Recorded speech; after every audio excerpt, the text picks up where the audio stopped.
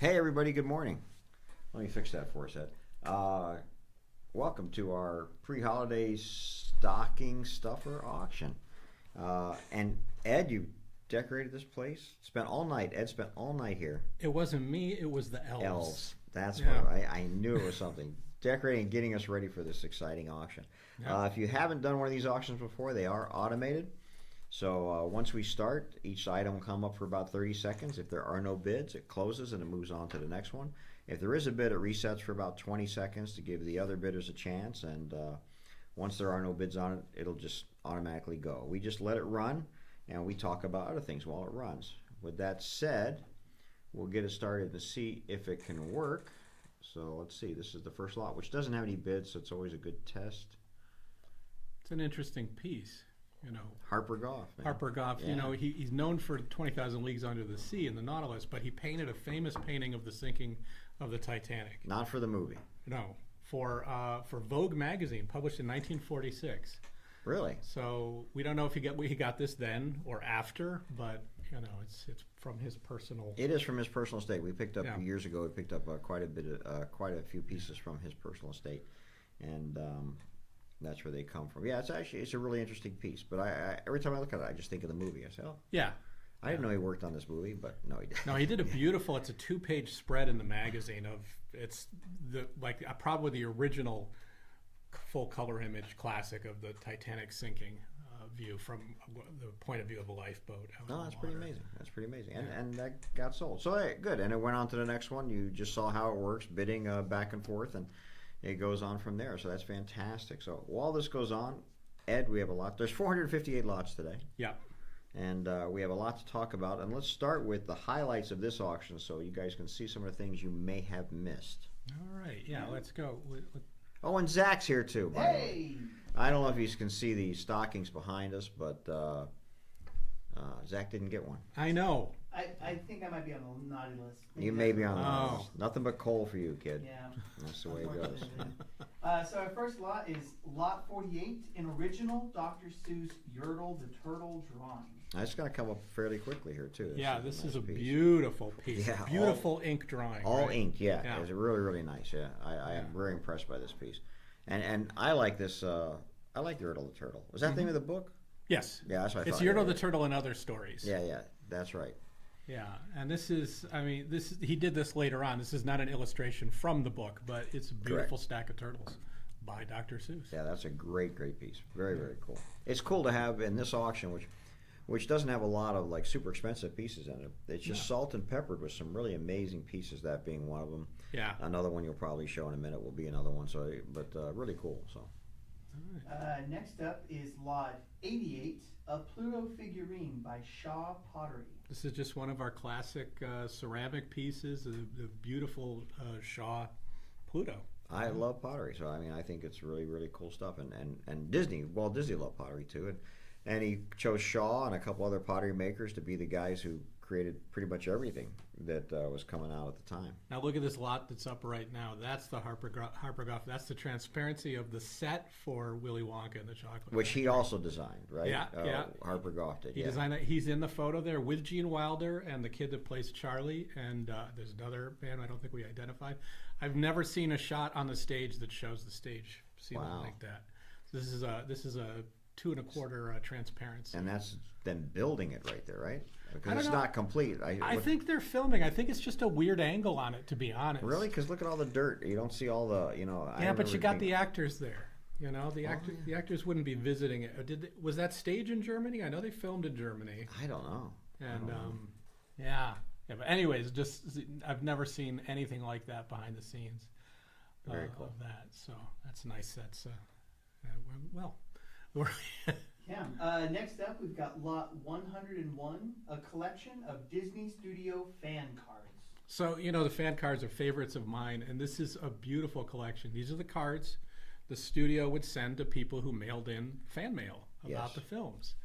And some of the best ones they made are in this lot. We've got the Alice in Wonderland, Ichabod and Mr. Toad, Sleeping Beauty, the Snow White and Pinocchio is just a beautiful set. Here's something Zach may not know. People used to write letters, Zach, and send them to other people. It's like on a piece of paper. Not on the internet. No, not on the internet. And they would send them to people. And sometimes, say you were watching a show and you saw Mickey Mouse, said, boy, I really love that character. You would write a letter to Mickey Mouse and send it to the studio and say, please send me an autograph.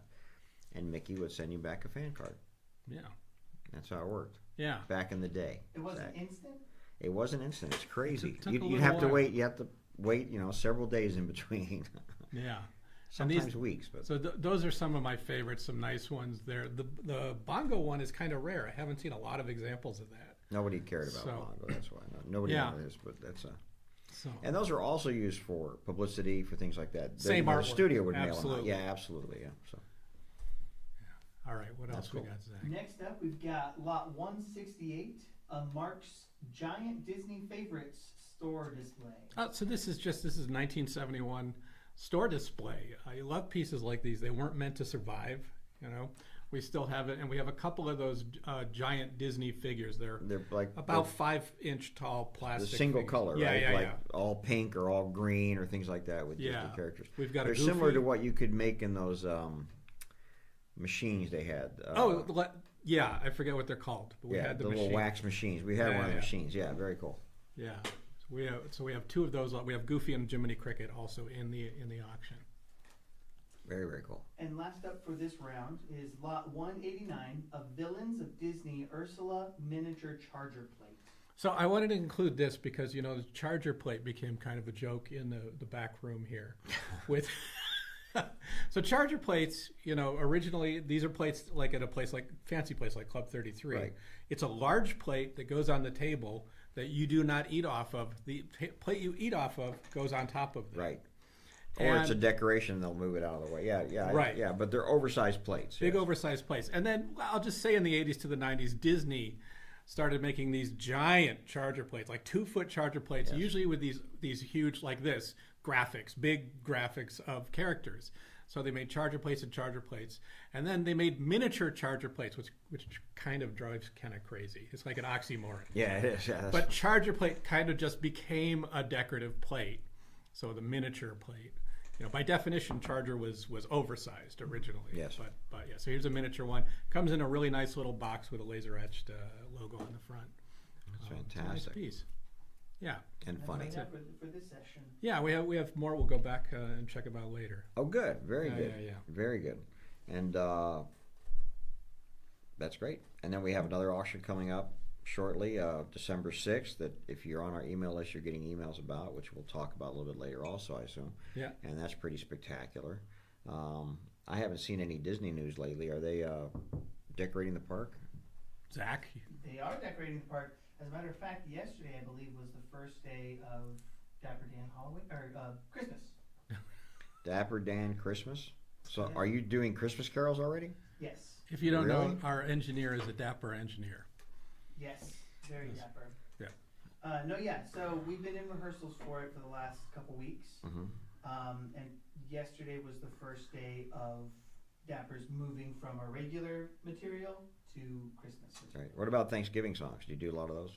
Not too many Thanksgiving songs. Wow. No. Do you do one Thanksgiving song? Not that I know of. Wow. Pretty crazy. I don't know a Thanksgiving song. Turkey in the Straw, isn't that a Thanksgiving song? That was quick. That was good.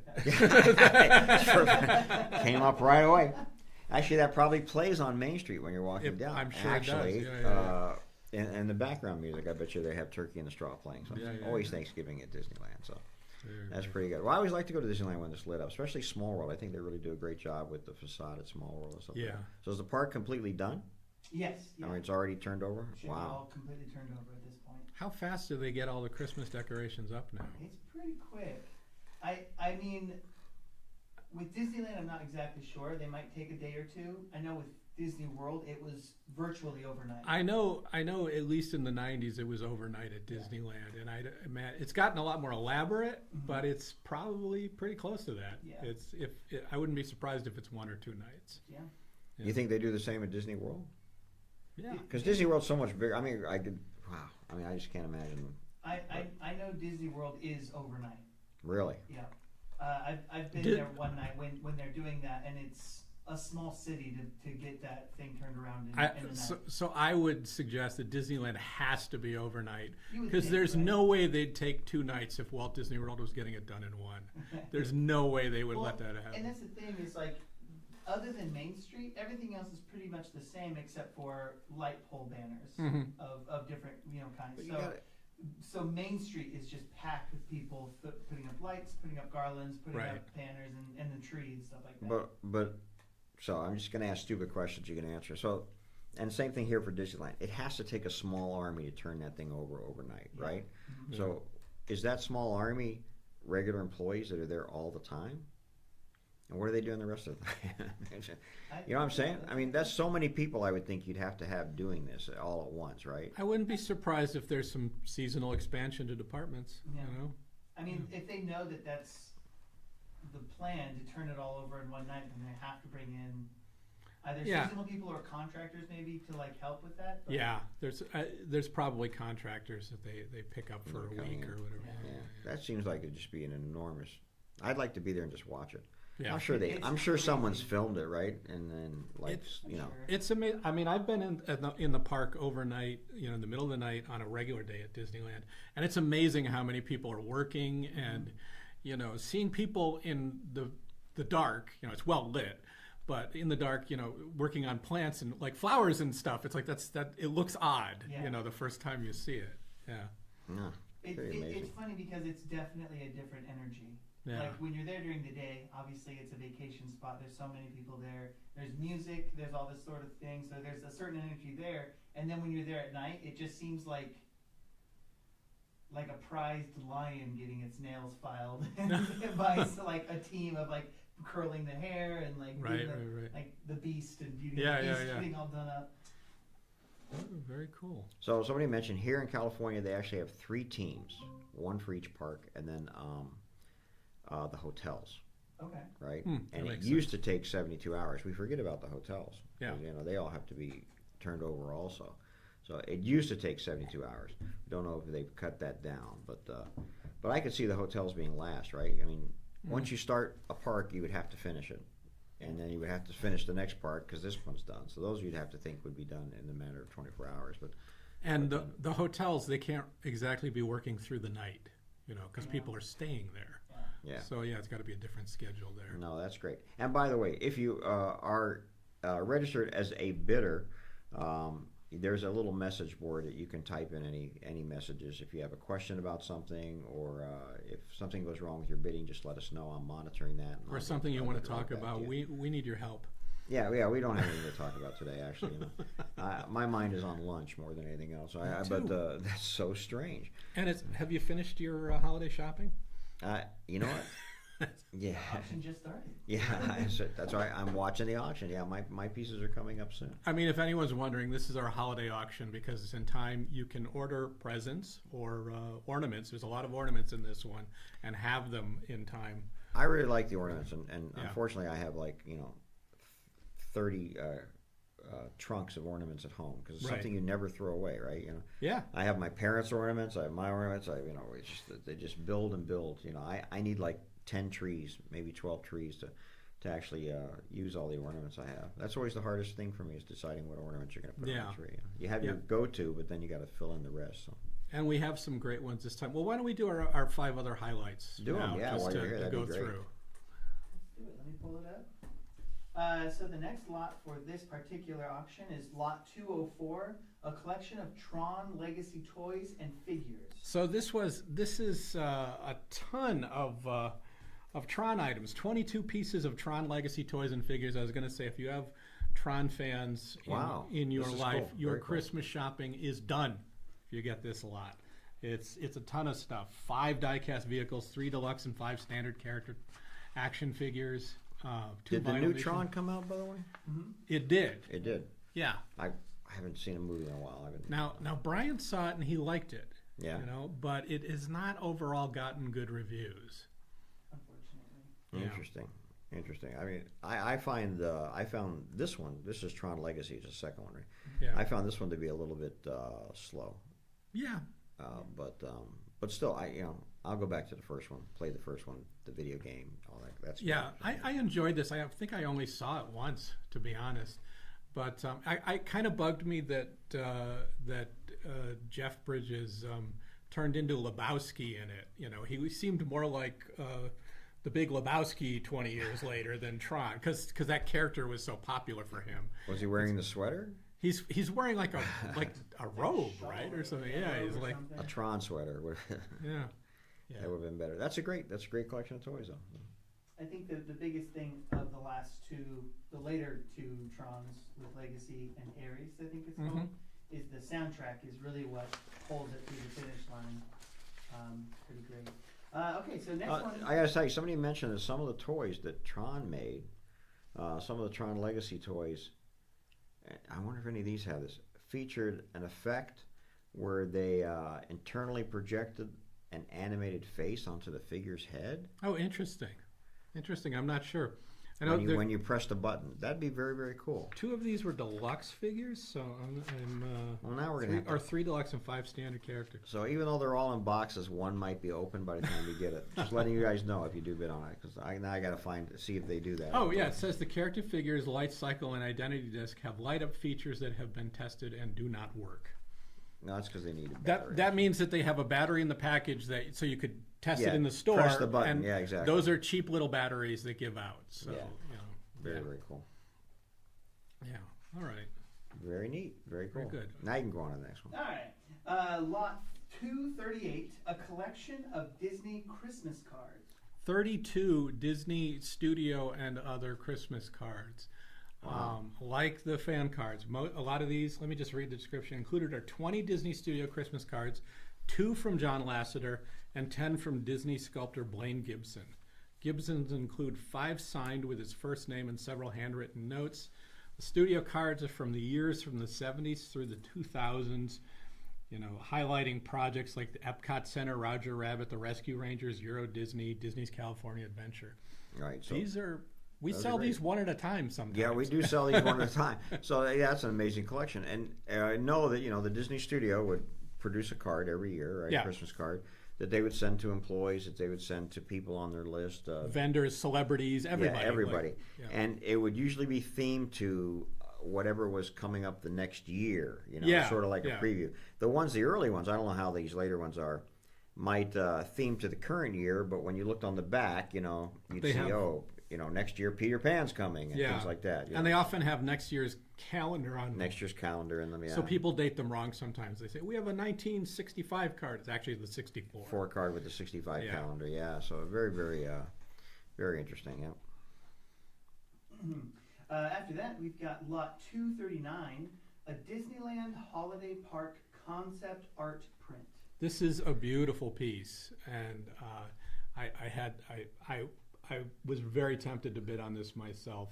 It's a photo print of early concept art for a Christmas tree displayed at the entrance of Holiday Land, very early Disneyland. This is by Herb Ryman? Yeah, it's by Herb Ryman, and atop Holiday Hill, which predated the Matterhorn, and that was the name of the kind of piled dirt. Oh, they wanted to put the tree on the top of Holiday Hill. Yeah. That would have been great. They show sort of a village there, but the description of it says it had 12 days of Christmas, like standees around it at the bottom. It's an interesting idea. Wow. It's a really beautiful piece, and that photo, you get the idea pretty well there. It's a really nice copy. I think, hold on one second, somebody's asking a question. I think, let me just get this going. I was going to ask you, when did they start putting in the beginning they didn't put a big tree in the park. I don't think they put a giant tree. I'm not sure. We've seen photos from around 1960 that have a large tree, maybe 12, 15 foot, close to the Disneyland castle.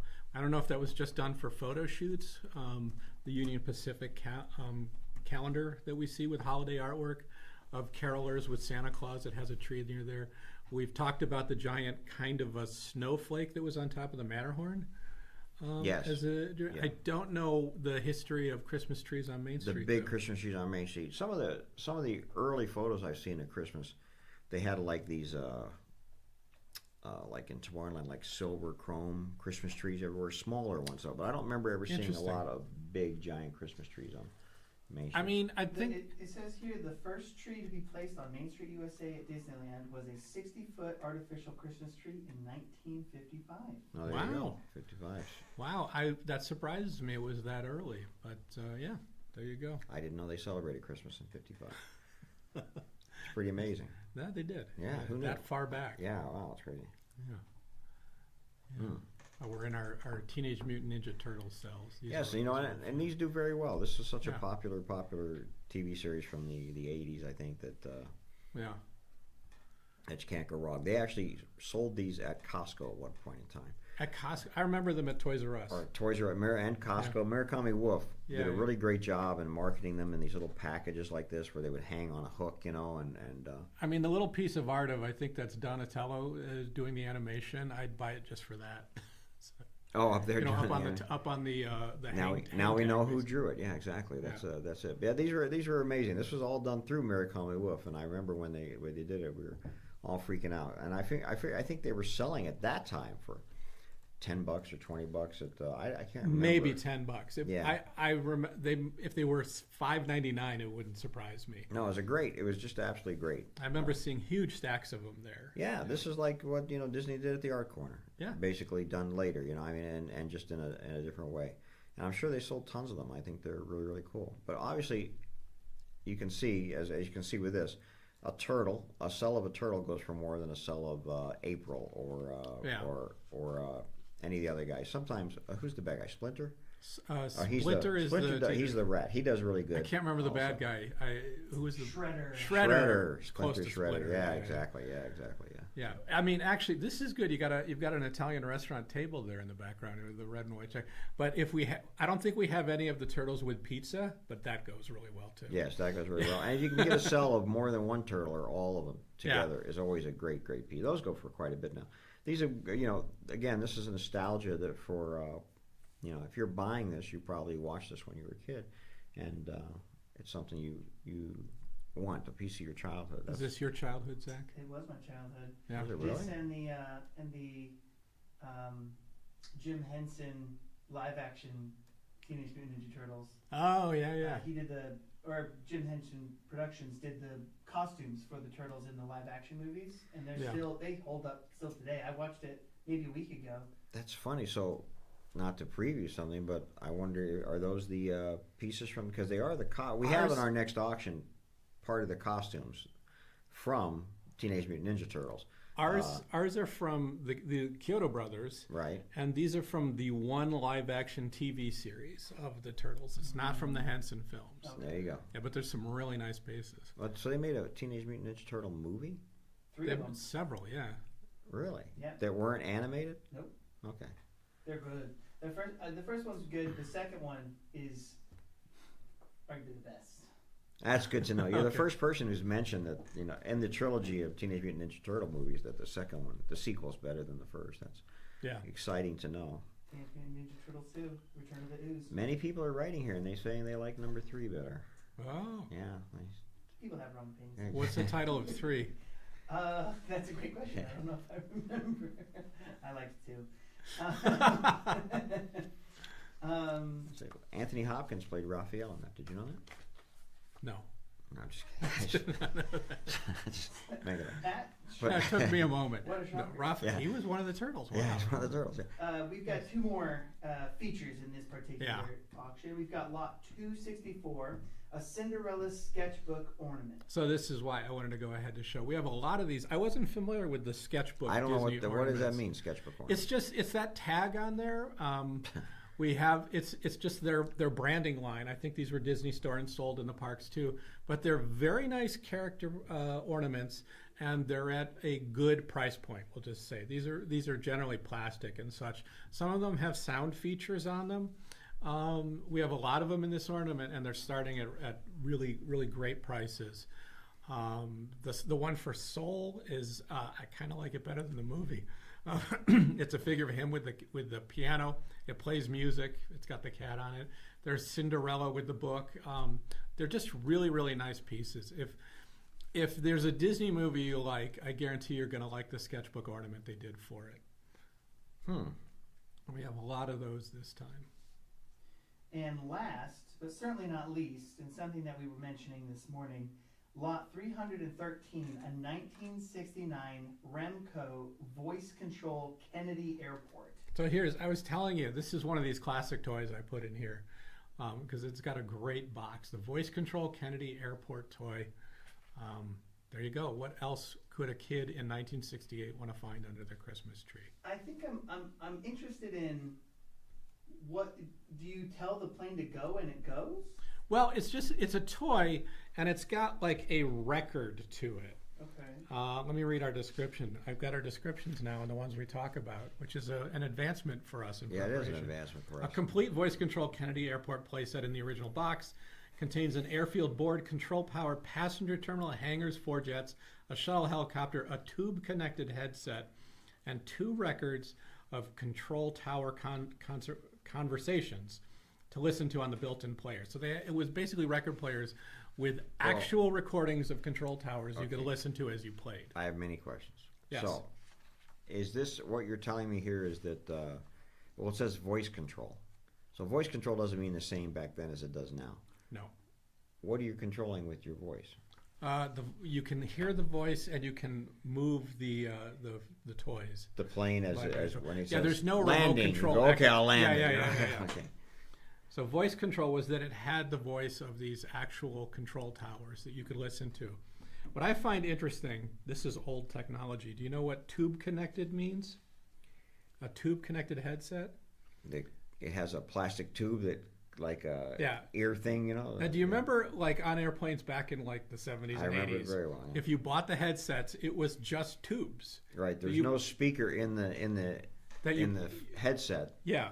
There was no electronics. You just plugged it into the arm. And the sound would travel through the tube. Yeah, so you kind of heard it. It sounded like the sound was traveling through the tube. It sounded like the sound was traveling through a rubber tube. Yeah. I think I remember like maybe some of the first flights I ever took as a very young kid. The idea of it, because it kind of sounds like it's coming through a tube too. It's like it has like a hollowy sound. Yes. That's it. Okay. Yeah. Yeah. That's exactly what it was. Yeah, the speakers were in the armrest or wherever, and you were just getting the sound run through there. Yeah, it's pretty funny. Yeah. So that's old technology, but I just love these kinds of things. You know, we have some Hot Wheels sets and stuff. These are great under the tree gifts. You know, from back in the day. This is interesting. I don't know where these photos came from that we have in here, but I'm happy to see these getting bids. Yeah. These are very, Charles Schwab. And this is not the Charles Schwab you think of. Oh, it's not? No, this is, there's a Charles Schwab investment now, and this Charles Schwab from the 20s was a completely different guy. I'm sorry, I don't remember his history right now, but I researched all these guys.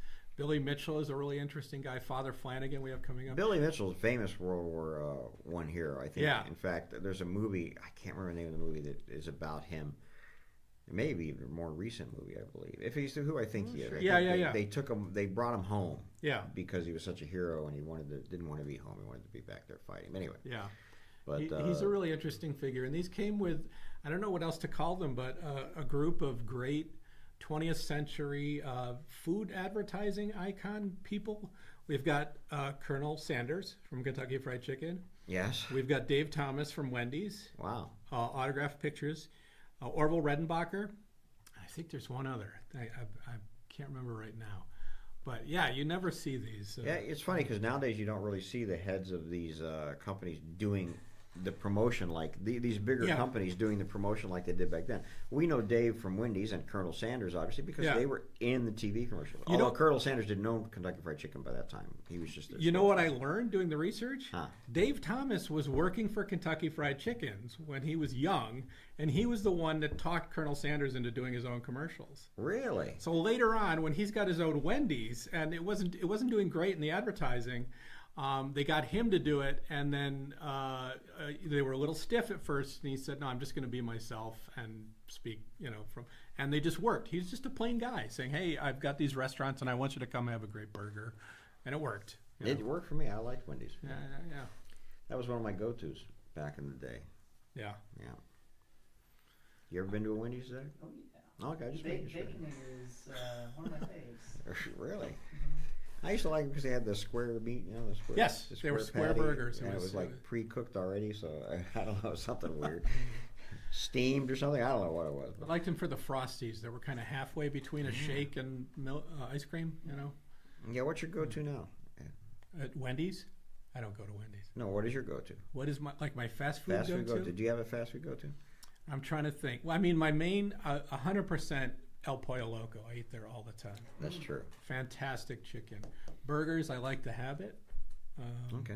Actually, no, I've got to say, you're not going to believe this. My go-to burger, the best fast food burger I know of in LA, is at Jollibee, which is a Filipino food chain. They have an Angus meat burger for $6 that's delicious. It's delicious. I tried the Jack in the Box smash burger after that. Doesn't even compare. Sorry, Jack. Wow. Yeah. No, if you I can, like the if you Jollibee chicken and their spaghetti. the Chicken Joy and I've never even heard it. You guys have been to a place called Jollibee, and I've never heard of it. it's huge. Where is there one? You've never heard of one? No.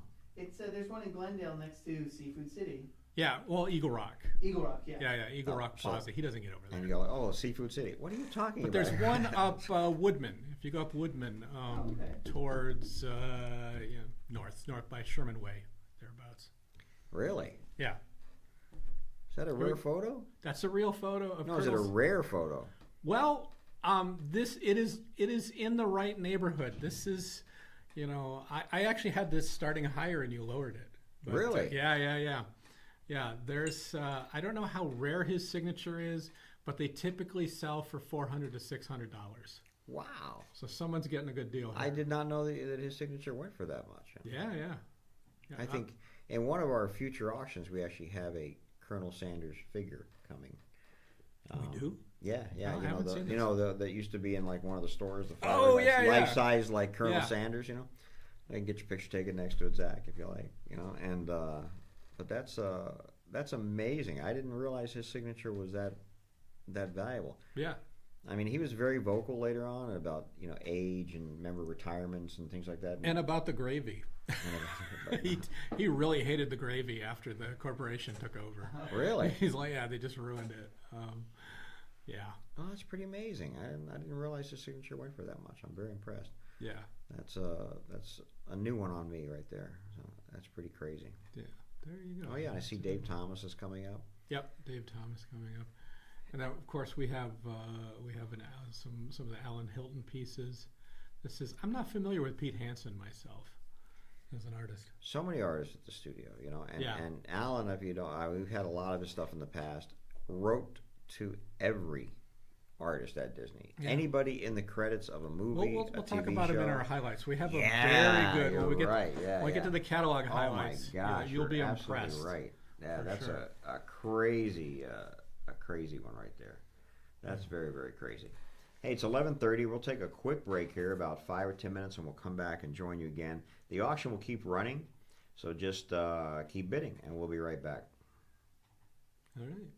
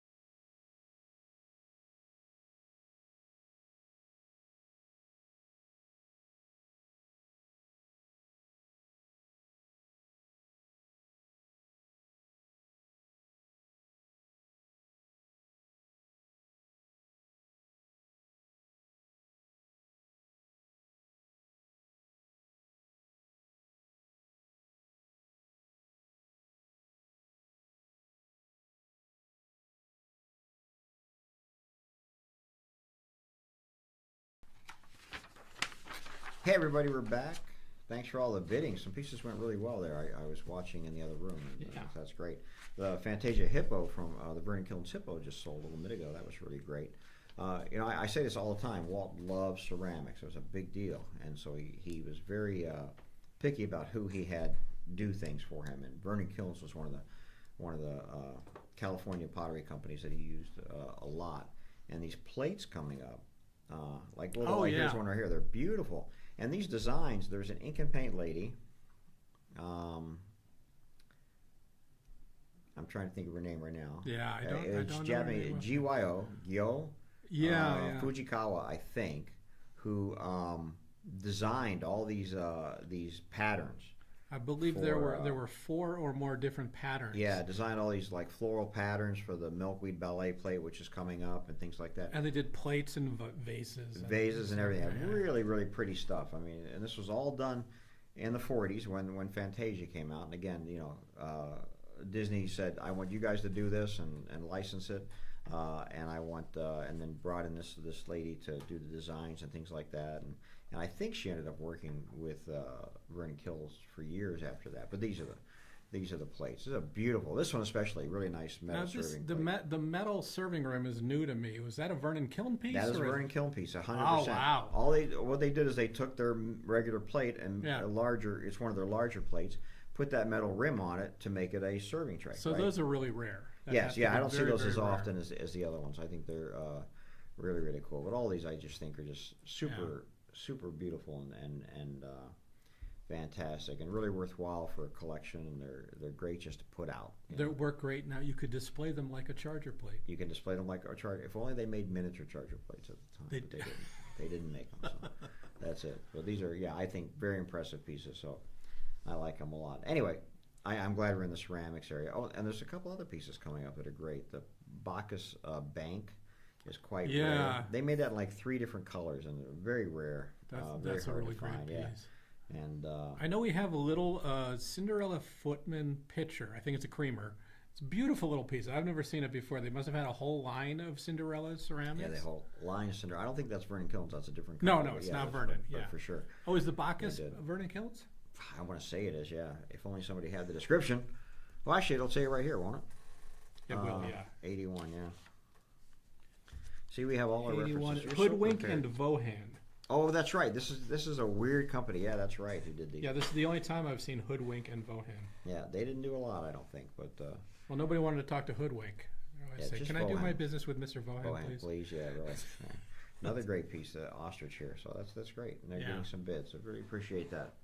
That's fantastic. So anyway, let's move on. We have more auction news for you, I think.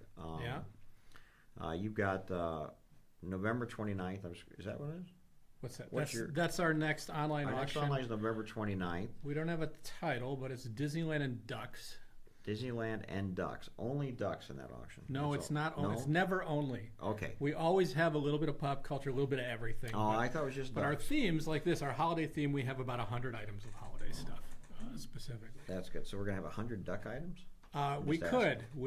Really? Wow. We had enough duck things. I cut off the ducks. I didn't know we had that much. We have a lot of duck. Wow. Who knew? There's so much Donald Duck stuff from the 30s and 40s and 50s. So the books, and you get into books, coloring books, and little toys and stuff. I think they were making Donald faster than they were making Mickey. An extremely popular character who started as a side character in what cartoon? Wise Little Hen. The Wise Little Hen. That's right. Yeah. And why are you pointing at him like you knew? Okay.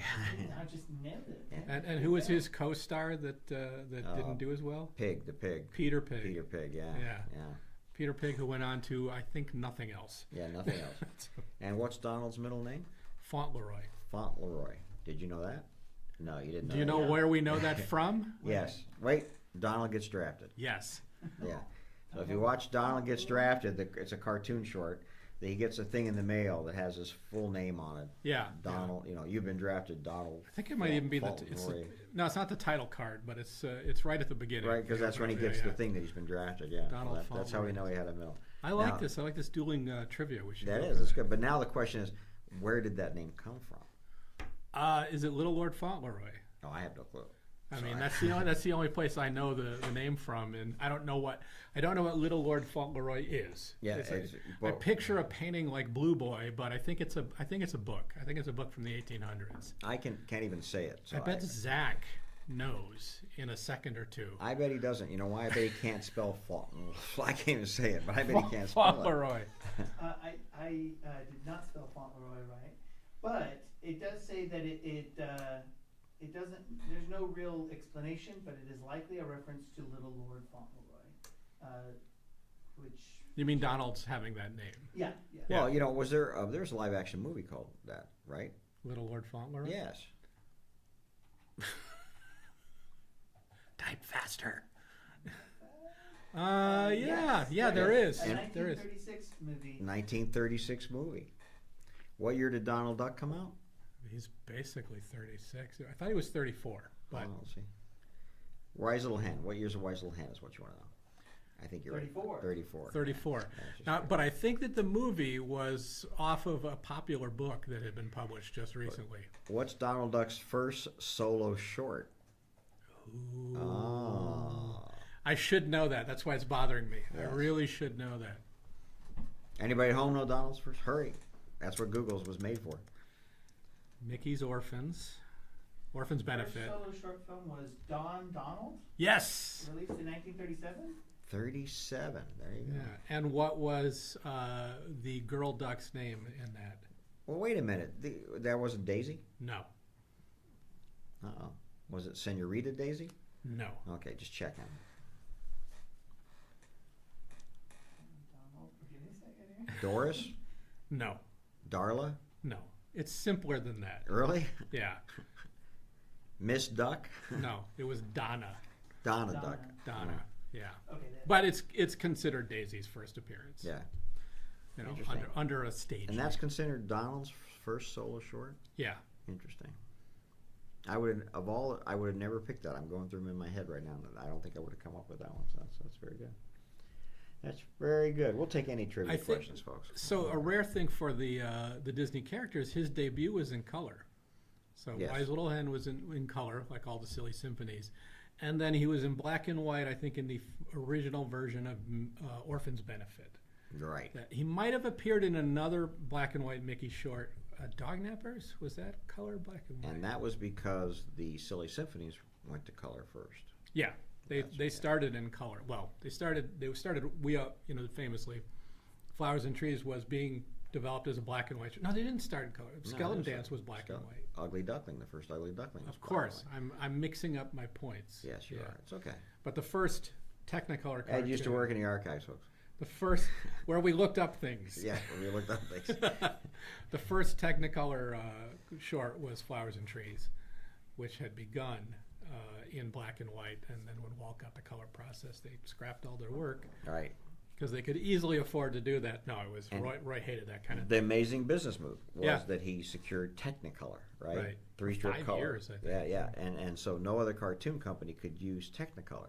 So in the early days of color, many cartoon companies had to use lesser quality color, which was literally color. 2-strip, which Yeah. you can tell is Which has 66% as good. red tone to it, right? Right. With everything, and so very, very interesting. It really made those Disney cartoons stand It did. out. It made him stand out. It was a super smart move on his part. I mean, really, really something else, Yeah. And but anyway, so 29th we have that's all coming off of the fact that you have a duck auction on See November how 29th. rich Wow. source Ducks is? I would think the 29th would have been a Disney turkey auction, but that's fine because it's so close to Thanksgiving. Well, that's actually how it ended up on Ducks, because Yeah. there aren't a lot of Disney turkeys. Yeah, Yeah. There's also not a lot of Thanksgiving songs. there are not. It's pretty foul, isn't it? Turkey in the Straw. But you It's could just like. pretty foul. Pretty foul. Yeah, thank you. I get it. Get it. Thank you. Good night. That's me on it. So, Anyway. I'm gonna, as an aside, say this is our holiday auction. When you're going to the merchandise and stuff, 99% of the holiday merchandise we have is Christmas. There's one Disneyland line with a Thanksgiving cover on With a it. Thanksgiving that's cover in on here it. somewhere. Oh, look at this! This is a great pull toy. I saw the Mickey pull toy was actually also fantastic. All these Fisher Prices are really great. You know. Yeah. I mean, I don't know that I don't think. I mean, these are before my time, obviously. Oh, this is he's kind of neat. When you pull him, his arms do this. Oh, really? You see the mechanism there? His Just arms kind of go back doing and his forth. walking. He's Huh? strutting, yeah. He's strutting, yeah, there you go. Yeah. That's the Donald strut. Could have been a dance in the 70s, who knows. But, so yes, the ornaments are coming up. Sorry, you got me off on this. I see these other ceramics coming up. Again, I like all these ceramics, these planters, all this kind of stuff. It's very, very, very, very cool. And our other engineer, he collects ashtrays Yes, that are also done by these companies. but only They Bambi. gave me one. Yeah. I Yes, have Bambi. a very nice Bambi ashtray. When Most you, of them done by this maker who does this wall planner, whose name escapes me, 93. when you weren't here, he told us the whole story of his Bambi ashtray obsession and how he keeps buying them and putting them in his closet. Yeah. Yeah. He's got an alert on eBay. Anytime one comes up, he just snags it. Yeah. Amazing. He's That's it. literally Modern Ceramics who did these. Yes, that's what I Yeah. was thinking of. Yeah. Very, very cool. So anyway, after the 29th auction, we have our catalog auction December 6th, Yeah. which I'm very excited about. And the catalog is going to go online, actually available. Will go online today, There's- actually, for downloading. I'm working on it right now in between this. It's already on iCollector for bids. The catalog is, auction, but the you can auction. you'll actually be able to download the physical catalog this afternoon. Right. And if you're on our email list, you'll get an email with that, and then you can browse this catalog. It is an exciting auction from start to finish. It's just crazy good.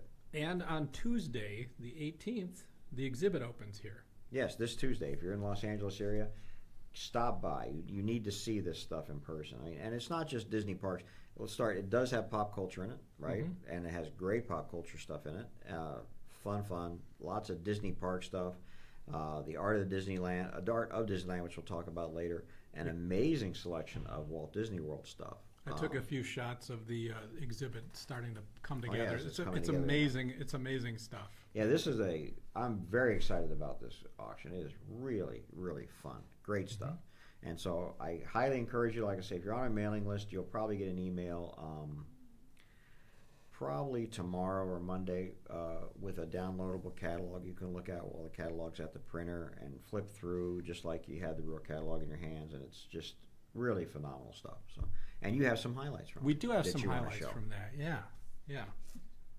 Our first highlight that we have is Lot 50, Eddie Vedder's signed Pono AT tenor ukulele. Eddie Vedder, what band is with? He is with Pearl Jam. Pearl Jam. Very good. I- Guitar player for Pearl Jam. He's out of Chicago. Great guy.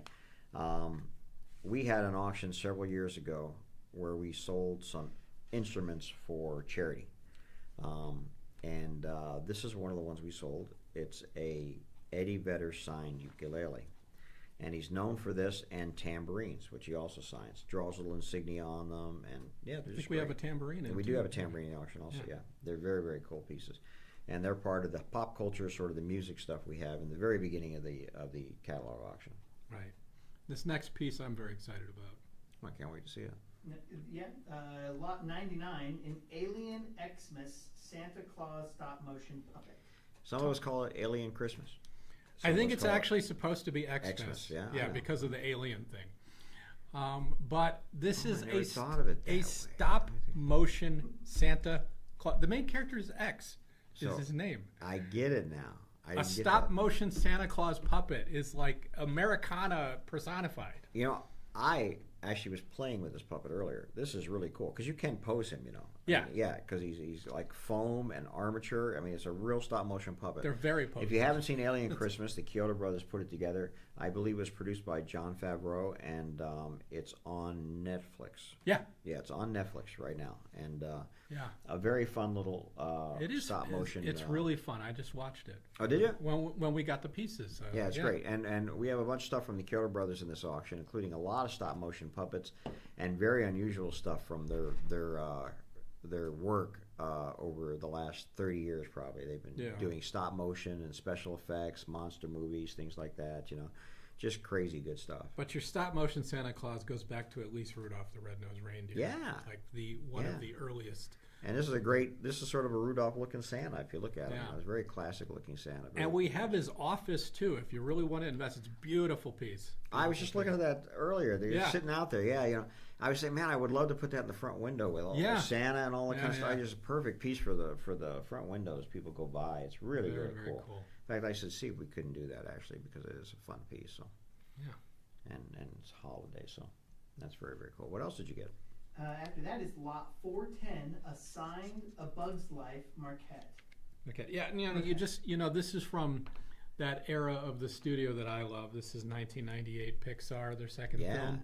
Well, let me just say, any maquette from Pixar, super rare. They just did not get out. The only way they got out was if you worked on the film at a major, like a producer or a director, you might get a set of maquettes, and the actors would get a maquette.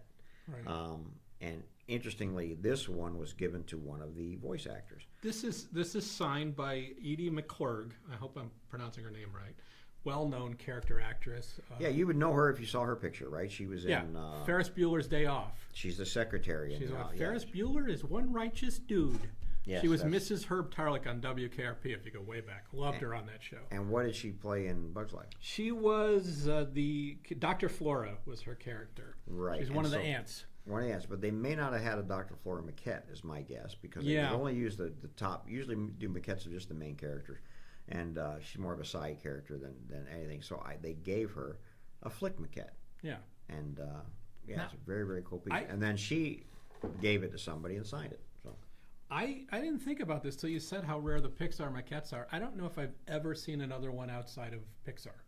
Yeah, they do not get out, and the people who have them obviously do not let them go. So just a crazy good piece.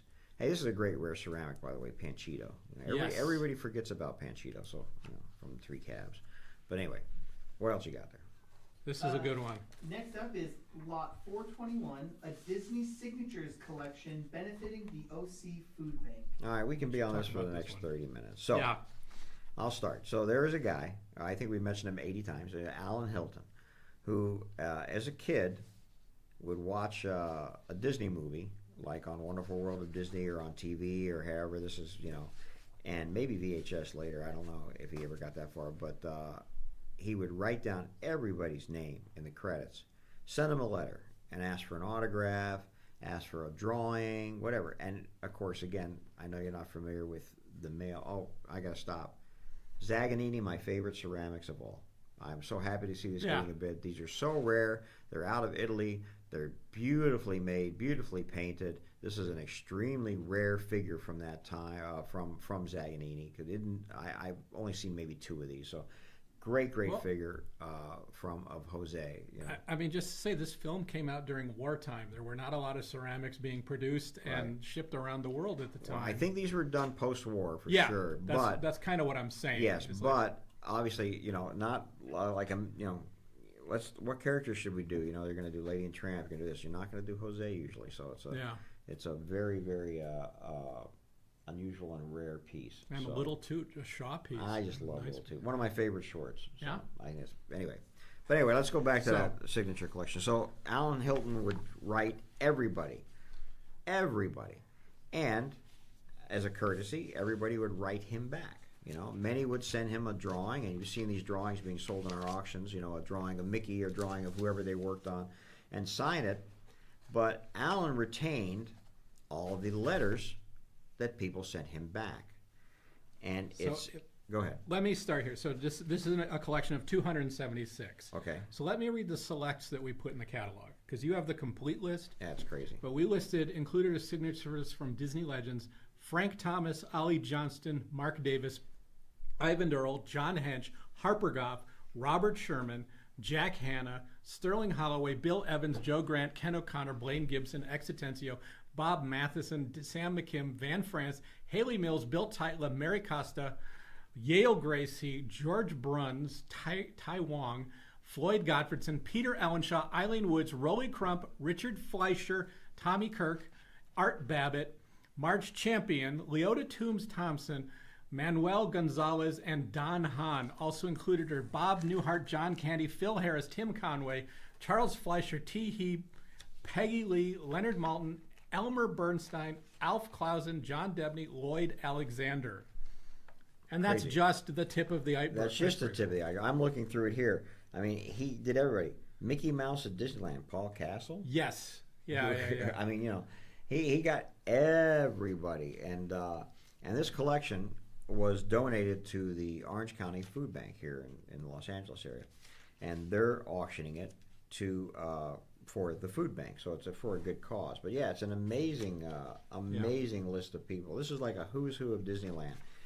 Jimmy McDonald. I mean, I just looking at a couple names that wow. Yeah. Just really, really amazing. Jimmy McDonald, another voice of Mickey Mouse.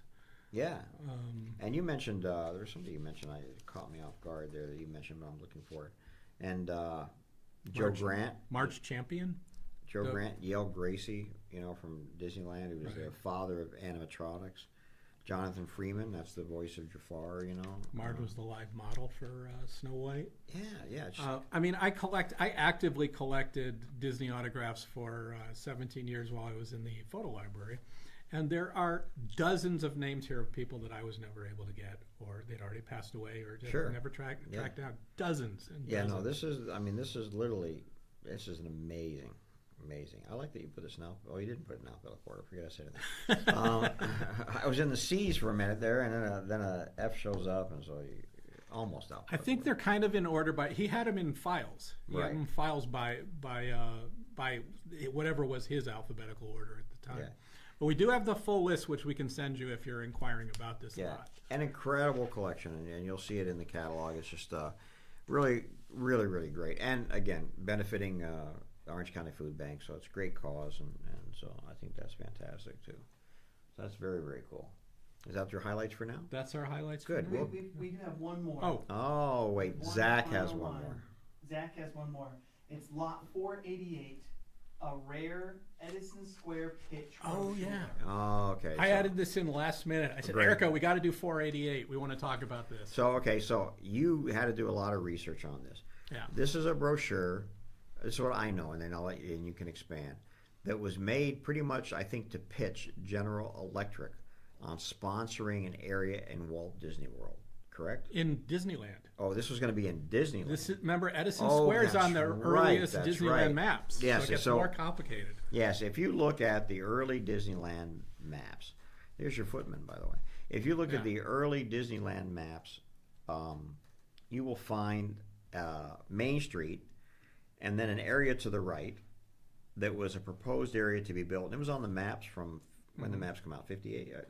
58. Until the 60s. Yeah, it was on a few maps. You would always see this area, Liberty Square, I thought it was called. Or maybe it was called Edison Square. I think there's Edison Square and there's a Liberty Street. There were the two labels for the place. Right. Well, Liberty Square is what we call it in Walt Disney World. That's what's throwing me off. So the Liberty Street was part of Edison Square. Yes, there was a proposed area. It would have been built to, when you walk down Main Street, you can take a right into a little area that used to be a flower shop and an ice cream shop, right? Just a little alcove, and that was going to be the entranceway into Edison Square, which would have been over there to the right on the land over on that side, which is all backstage now. And you take it from there. Well, I don't know quite what to say. Basically, this is a book pitching Edison Square to General Electric as the sponsor of it. Which, as we look through this is dated 1958, which is right when those first maps came out. Yes. And it goes into detail of what Edison Square would be, and it basically parallels what became the Carousel of Progress. Really? Which was very much. It's basically, if the description is clearly the same show as Carousel of Progress, with the idea was they had a theater that was along this L-shaped outer wall of the land, and you would go in the aisles. You'd go into the first area and watch the scene about the 1800s, and then you'd all get up and walk straight down the aisle into the next theater, which would have the scene. So this is before they came up with the rotating stage. Right. But it's basically that, here's the past, here's the development, here's today, here's the future. And you would go around Edison Square and go through those. And while we were researching this, I found an interview with Sam McKim, who drew those maps, that mentioned this booklet. He was talking about how Edison Square was on the maps. He says, we even did a booklet for GE to pitch them on it. But you can see that though this didn't happen, the Carousel of Progress did. The GE Pavilion Well, at that's what I the was going World's to say. Fair So, did. so here they obviously pitched it to GE at some point, right? And so this would have been interesting. This is what you have there is an attraction within the land. By the way, I don't know if anyone's going to bid on this, but this is an amazingly good Mary Blair. Yeah. In our catalog auctions, these tend to go for $15,000 or more. So this is a really great deal. But back to Edison Square, they pitched it to GE obviously, and they were going to plan on building it because they kept it on the maps that whole time. So either GE showed some interest, or they had some way to go with it. I don't know. Well, I'm gonna fill it in. I'm telling myself a story here, but it went off the map once they were doing the Carousel of Progress for the World's Fair. Where GE had to go back to them and say, hey, we're doing the World's Fair. Why don't we do this Liberty Square, this Edison Square thing for the World's Fair? That would be my guess is how it came about. Because you're exactly right. That's when it disappeared from the maps. Probably your initial buy-in for the pavilion at the World's Fair was less than this whole land at Disneyland. Yeah. You know, so that's how the project moved forward, and it's still in Walt Disney World. Now I have to go back and look at the old maps. Mm-hmm. Edison Square is not in Walt Disney World. Liberty Square is in Walt Disney World. Carousel of Progress. Oh, Carousel of Progress. Yes. Disney World. But I'll have to go back and look at those old maps. Yeah. Because there was more to Edison Square than just that. There's a little bit more to it, and it is described in the booklet. When you look at the map, they don't show the insides of the buildings, but they've labeled like on the rooftop the scenes that are inside. Like I forget, 1800s, modern day, the home of the future, and it's through walking through inside there, and you see that in a cutaway in this booklet. And I wonder if the outside was supposed to be a continuation of Main Street. Main Street's the end of the 19th century, right? Yeah. Right. Or if it's supposed to be early 20th, very, very early 20th. Yeah. Or if I was wondering if Edison Square was supposed to be like a continuation of Main Street, or maybe years later, right? I think that there was some theming to it in that sense. Like the first part is older, and then the later part you get to. I think it might have almost been Tomorrowland-ish stuff. Certainly in the final show, the final stage of the show was the home of the future. But bottom line, I don't think I've ever seen that brochure before. It's got to be very rare. Like I said, they made them to present to General Electric. Right. So, and Sam McKim mentioned it in that one interview I found from the 90s. Yeah, it's just something it's a very rare, and I can tell you in this auction, so many rare pieces. Like that, paper goods like that brochure, and I'll mention. I don't think you have it. You have the annual reports for later. No, you don't. No, I don't have them highlighted. So annual reports, which we have in auctions before. Usually, I think the earliest we've ever had might be the '60s, right? Typically, yeah. Yeah, but we have a collection of annual reports that starts in the '40s for Disney Studio. So I learned this. Now I knew that they started trading stock in '57, but once we got these annual reports, the Disney company first issued common stock, which I hope that term, the differentiation of those terms means more to you. By the way, if you bought the last, if you won the guitar, you should get this strap to go with it. That's right. That's a very good point. How can you have the guitar and not the strap? I mean, this is the strap that goes with it, with 3 guitar picks, Tinkerbell guitar picks you can only get here. So anyways, common stock started in 1940, so that's why they first made annual reports. And in the front of the 43 one we have, it says it's made for the employees to know what's going on. So I don't know what's involved in common stock. It's like I think you kind of had to get it at the studio, Maybe employees were given a share of the company, and that possibly, would be the common stock. Not but public stock. It was not publicly trading. You couldn't go to Wall Street and buy Disney stock. Right. So those pre-57 annual reports are probably extremely rare. I've never seen any example of them before this collection. Yeah, this collector actually put them together over a period of like 20 or 25 years because he wanted to see how the company worked, as far as that part of it. Well, some of these have a library card to them. Yeah. Yeah, and he kept them as a collection just for reference, about where this company went and how it built its fortune, where the fortune was coming from. So. There's artwork in them, like in the 51 one. There's some great Alice in Wonderland artwork that has never been seen anywhere else. Yeah. Done specifically for the report. They're really nice pieces. Fascinating stuff. And again, I've never seen any of these annual reports. These early ones, Yeah. pre-60s ones, are just crazy good. And I mean, so that's just the tip of the iceberg. When we come back from our lunch break, we'll talk more about some of the items that are in this auction and coming up on the 6th. It's incredibly good. Zach, did you have something to add? Nope. Oh, sorry. You looked like you had a. I'm just listening so. Do you get shares of stock being a Dapper Dan? No, No, they don't say, "Hey, here's a share for you." no. Wow, Unfortunately. bummer. See, there you go. Yeah. That's a shame. You'd think the Dapper Dans of all would get the most stock, Yeah, options. that's what Walt said. I don't understand when you signed the contract, you didn't say I want stock options. You didn't say that when you signed your Dapper Dan contract. I don't have a contract. Oh, there you go. That's the Ah, problem. there you Well, see. once the Dapper Dans unionize, all 4 of you, that would probably be a thing to do. Stock options. options. Yeah, just keep that in mind. I'll send that up. Send it up the flagpole. See what happens. Hey, we'll take our lunch break. We'll be back in about an hour while you guys continue bidding. Oh, you know what? I just want to see the Lady and Tramp Zaganini come up. It's coming up here in a minute too. I keep going back to ceramics because I love them so much, and my favorite of all the Disney ceramics are the Zaganinis, which I'm probably saying the name right. There's actually a museum in Italy for just these ceramics made by this company, Zaganini. And I've never seen the Jock before until it came up. In this It's auction. really nice. It's a heavy piece too. They're really, really well made. It's they're a uniquely solid piece. painted. They're just really, really great. And some of the pieces they did some dwarves and some other characters really large. I don't know what the size of this Jock is, but they're wonderful, wonderful pieces. So I'll just let that one go, and then we'll go on our lunch break, and we'll come back shortly after.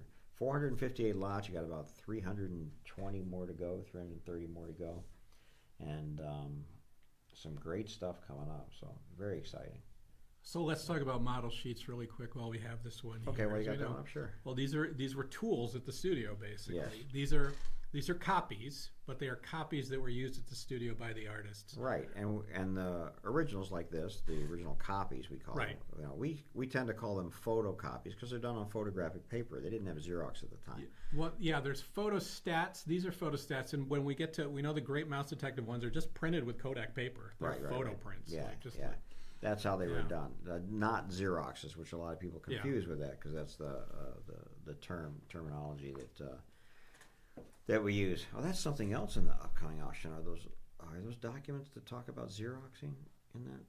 Oh, that's the Lounsbury, right? It's the was it Lounsbury's Documents, yeah. Sweatbox notes. Sweatbox notes, yeah. Incredible. I don't think it's Lounsbury. I don't remember whose it was.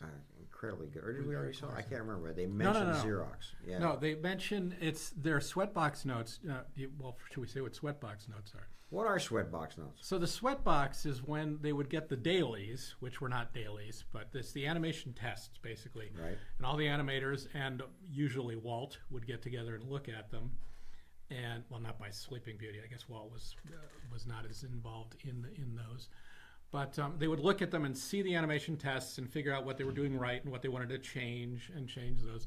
So Sweatbox notes. It was called the Sweatbox because in the early days it was a little moviola in a small room that was very hot. I guess that's the origin of Right. the term. So these are notes of what are we going to do with the animation tests we've seen and what changes are we going to make. And there's one that records from Eric Larson, was I think overseeing this. And it says, let's use UB iWorks new process, and I think that it might say Xerox. Use his new Xerox method to copy these cells direct to the acetate, to the cell. It was basically like we know about xerographic cells, which were in use by the 60s. It's what 101 Dalmatians is like entirely in. And this is the first of it being used in Sleeping Beauty, which I didn't know until you told me that Sleeping Beauty was where you see the first xerographic cells. Right. And these are the notes of them saying, hey, let's do this. Yeah, this they did new it. thing. They did it mainly to. They would take a drawing of Maleficent, actually, and to get these scenes where they pull way back. Maleficent's about this big. They had to on the cell rather than have to ink that. They said, well, let's just take a drawing and use that new process to reduce down the size of the character. and that's how they did those scenes. So those are the only the Xerox. There's another scene they use Xerox in. I just can't remember what it is. I think it's Prince Philip scene. But that's the scene I know of, is the one with Maleficent where she's in her throne room, I think, and it pulls way back. If you think about it, to animate by hand a zoom or a pull out on a character is incredibly complex. Yeah. You know, getting the movement right and then getting the size change for each frame as well. So you could see how the xerographic element would make that more feasible to do. Yeah, very much. And I know that animating tiny characters, if it's in a very real long shot and you're trying to draw Prince Philip and his father realistically walking back into the door into the castle, and it's tiny, that's hard to do too. And I believe they do it larger and xerographically reduce it. Yeah, Yeah, that makes sense. Yeah. All right, we'll take a quick break, get ourselves something to eat. You guys get something to eat while you bid, and we'll see you in just a little while. Mm-hmm.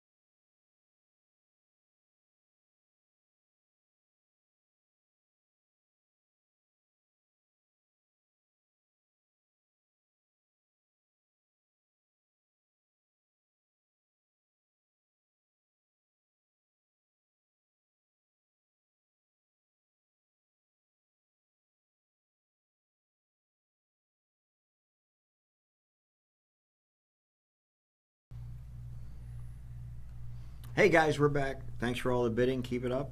And real quick, Ed, we were talking before we took a break about Xerox and Sleeping Beauty. Yes. And someone mentioned that's sort of similar to what happened with the CAPS system. Right. Which is, what is that called? What's CAPS? Computer Was animation? it computer animation production? Protocol. I want to say production system. Yeah, production system. I like protocol better. Anyway, Yeah. but yes, and it was because the CAP and the person mentions the CAP system was tested, just like the Xerox system was sort of tested in Sleeping Beauty. The CAP system, which is computer animation, was tested in The Little Mermaid. Yeah, appropriately at the very end of The Little Mermaid, the rainbow shot. The rainbow. And Which signifies leaving hand-drawn animation and going on to, I mean, well, not leaving hand-drawn, leaving hand-inked. Hand-inked. And yes. hand-painted animation. That's right.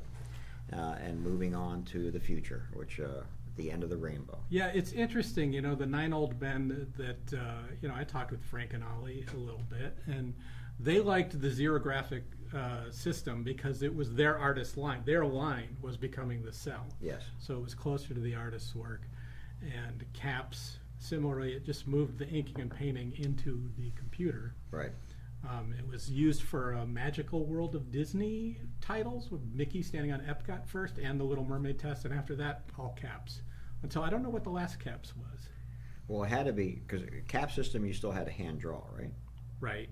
And then eventually they went to no paper drawing on the computer. I think when they began drawing on a computer, they're not in the CAP system anymore. They're using Maya or something. I don't know what it is. Yeah. So like Princess and the Frog, we're talking about is. Has there been any like traditionally 2D animation since Princess and the Frog? I'm sure I'm forgetting something. Not for Disney, I don't think. No. Yeah, not for Disney. But anyway, we were talking also earlier about this auction we have on December 6th, which is full of treasures. Mm-hmm. And part of the auction is what we call the Art of Disneyland. Yes. Because if you remember the Disneyland Gallery, which opened in 1987? Yeah, 87. Well, above Pirates of the Caribbean. When that gallery first opened, they did an exhibition called the Art of Disneyland. And they went into the Imagineering archives and they pulled out all this stunning artwork that sort of showed all these concepts by famous Disney artists, and they displayed them in the Disneyland Gallery. In fact, we sold many posters that say the Art of Disneyland, have a picture, right. And then they had signings with the Imagineers. So Sam McKim would sign the poster of his art, Mark Davis would sign the poster of his art, Ken Anderson, all those guys. But they also put a few of the pieces up for sale, very briefly. A few of the original paintings. Of the original paintings from the archives, Imagineering archives, up for sale. Now, I don't know who exactly made that decision, but someone happened to be, a collector happened to be there when these paintings went up for sale, and he just grabbed every one that he could. Right. And then, when he went back for more, they said, not for sale. Mm-hmm. I think somebody realized what was happening and cut it off. So he was lucky enough to get some paintings that have been now buried since 1987, and not seen, and we're lucky enough to have them in the auction. Right. And our cover piece, because I just like everything about this piece, is a Mark Davis original, which you brought here, an original painting of Mark Davis for America Sings. I'll tell you some interesting things, which I love. This is so classic Mark Davis. We'll see if we can get a picture of it here. There you go. Come my way. There you go. With the reflection of this. Stunning painting. Stunning painting. Oh, wait. Well, you keep holding that painting. What you're looking at online right now, what you're auctioning, I wanted to mention too. So once we went to all computer, there's no concept artwork anymore, original concept artwork. So they would actually do their work on a computer and then print it. And that's what you're seeing here is the printed concept artwork, which I believe has a studio stamp on the back saying not to leave the studio or something like that. These are great pieces of early Bugs Life concept stuff. Anyway, I just want to mention that. So back over here, you've got this Mark Davis America Sings concept, signed by him. America Sings replaced Carousel of Progress at Disneyland. Right. right? I can be honest with you. I don't think I ever saw America Sings. I grew up with Carousel of Progress. Yeah, I was out too late for it. Yeah, I was out too late for it. But it was apparently very popular. And then when they built Splash Mountain, they took all the animatronics from America Sings, or some of them, including something like this, and moved it over to Right. to Splash Mountain. Like even the singing chickens here, you can recognize those from the finale of Splash Mountain. Correct. Yeah. From this concept art. Yeah, and this is a stunning piece, classic Mark Davis. I mean, just classic Mark Davis work for America Sings, and I love it. It's just full of everything for me. I just like it a lot. Yeah. And he titled it. He signed it somewhere. Maybe he didn't sign it down by the Riverside America Sings Going South. So maybe he didn't sign it unless he signed it up here somewhere. Yeah, no, that's classic Mark Davis. Yeah. And this was originally, again, in the archives. Comes out, and this one may not have been. This may have been a gift. I don't know. I don't know, but anyway, either way, an amazing piece of concept art. And this is just one of many, and I want to show you some more later on because I think they're quite impressive. We have some, I think, that are so rare and so important to Disneyland that it's just... Well, they're not rare. They're one of a kind because they're the originals. They are the originals. They're, and many of these were used for posters and for artwork and limited editions that Disney sold later on, Disneyland sold later on.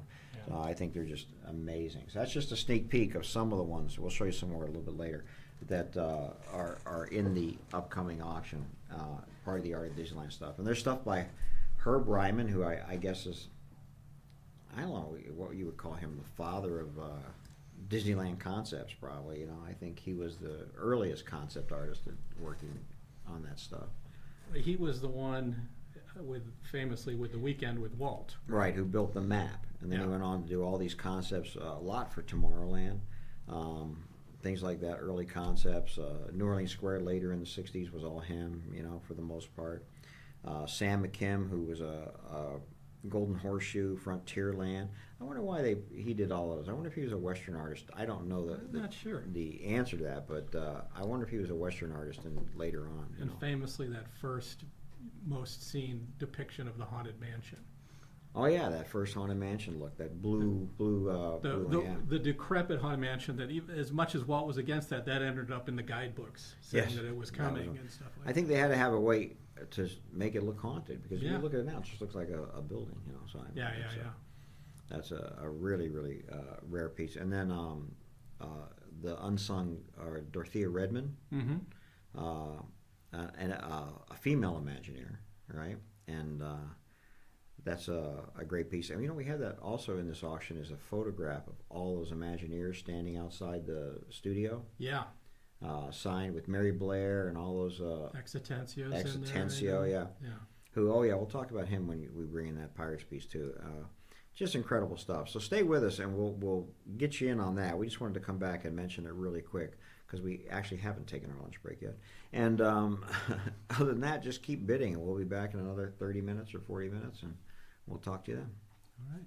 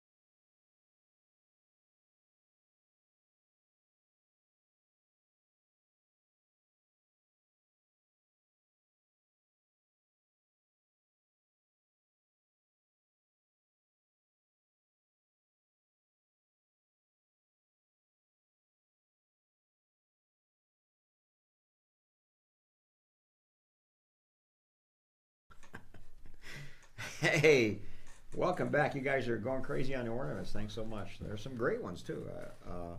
These are really fun. These are really Yeah, fun. we were just talking about them. The Roger Rabbit one pair was like our last pair. We haven't seen a lot of those, and so that was really good. And this one, the Living Magic line, those are, this is a sound element. I think it plays Poor Unfortunate Souls when you, Really? you hit a button. Yeah, yeah.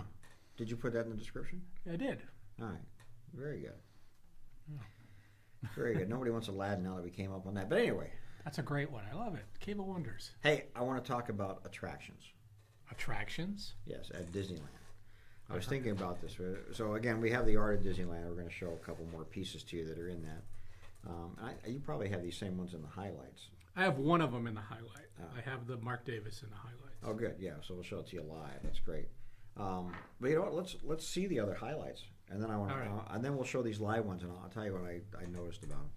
So again, this is our December 6th auction, including, besides having all sorts of props from the Disney parks. Do you have some of the props too, or? Well, we already did. No, these are just the art of Disneyland. Okay, so pieces. besides some amazing props, some stuff from Walt Disney World, it's just incredible and incredibly rare too. We have this Art of Disneyland artwork, and tell me about the highlights you got. All right, we've got a few of them pulled together. Got a lot of 460. Yeah, Sorry? Yeah. 460, Herb Ryman Tomorrowland Fountain Concept Painting. This is a great piece. Reminds me of the Holiday Land. Oh, you know what? photo. When you put the Holiday Land one up, I saw this and went, "Wow, that's so similar." They're so similar. It says, I'm going to read our description. A concept painting by Herb Ryman for Walt's never-realized molecule fountain entrance to Tomorrowland. Walt envisioned a structure of a protein molecule because it is symbolic of the staff of life for man. The only remnants of Walt's idea are a few impressionistic and beautiful concepts painted by Herb Ryman, including this one. Wow. So he wanted the molecular. I can't even say the word. Molecular fountain. Yes. You know how over the top that is over most people. That Yeah. oh, it's the protein, the building block of life. Yeah. And I think that's probably why they said, well, let's just put a clock there. Yeah, they worked on this molecule clock, I guess, and it was a fountain and it It went on like that. So But yeah, it's that's a just- beautiful painting. It is a beautiful, and this is great early Disneyland concepts, what the park could have been, and part of what Walt envisioned.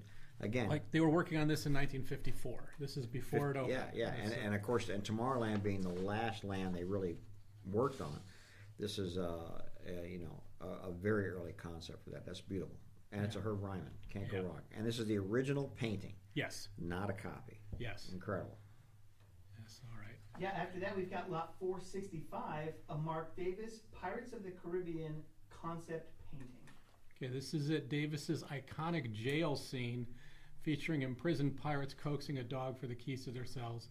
One of the most beloved moments from the attraction. These three scoundrels stand in the cell, further from the dog and closer to the approaching flames. The art is signed by Davis, and I noticed that it features handwritten dialogue for the characters, most likely written by Exitensio. Right? Who went back and put in all the dialogue. He wrote the words of the song too. Why don't you grab the actual pieces? Yeah. Yeah. Okay. Here.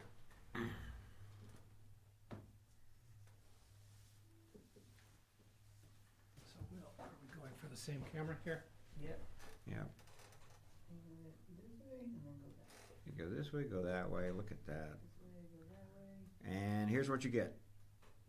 Ta-da! There it is. That's the original artwork. You can see how large it is. It's actually a really large piece. Yeah. And these are the guys next to the guys with the trying to get the dog. Yeah. And the dialogue, it says they're yelling mangy mutt. These ones are a little angrier because the one's nicer, the closer being a little nicer. Is it? What's that say? Hit it with the soup bone? Hit it with a soup bone. Yeah. Hit him with a soup bone. Belay that talk. Yeah. We wants the keys, not the mutt. Yeah, I matched that to X's handwriting, and I interviewed him once, and he talked about how hard it was to write dialogue for these Mark Davis concepts that basically told a story without dialogue, anyways. Yeah, yeah. So now the question: when you ride the ride, is there dialogue going on? Oh yeah, yeah.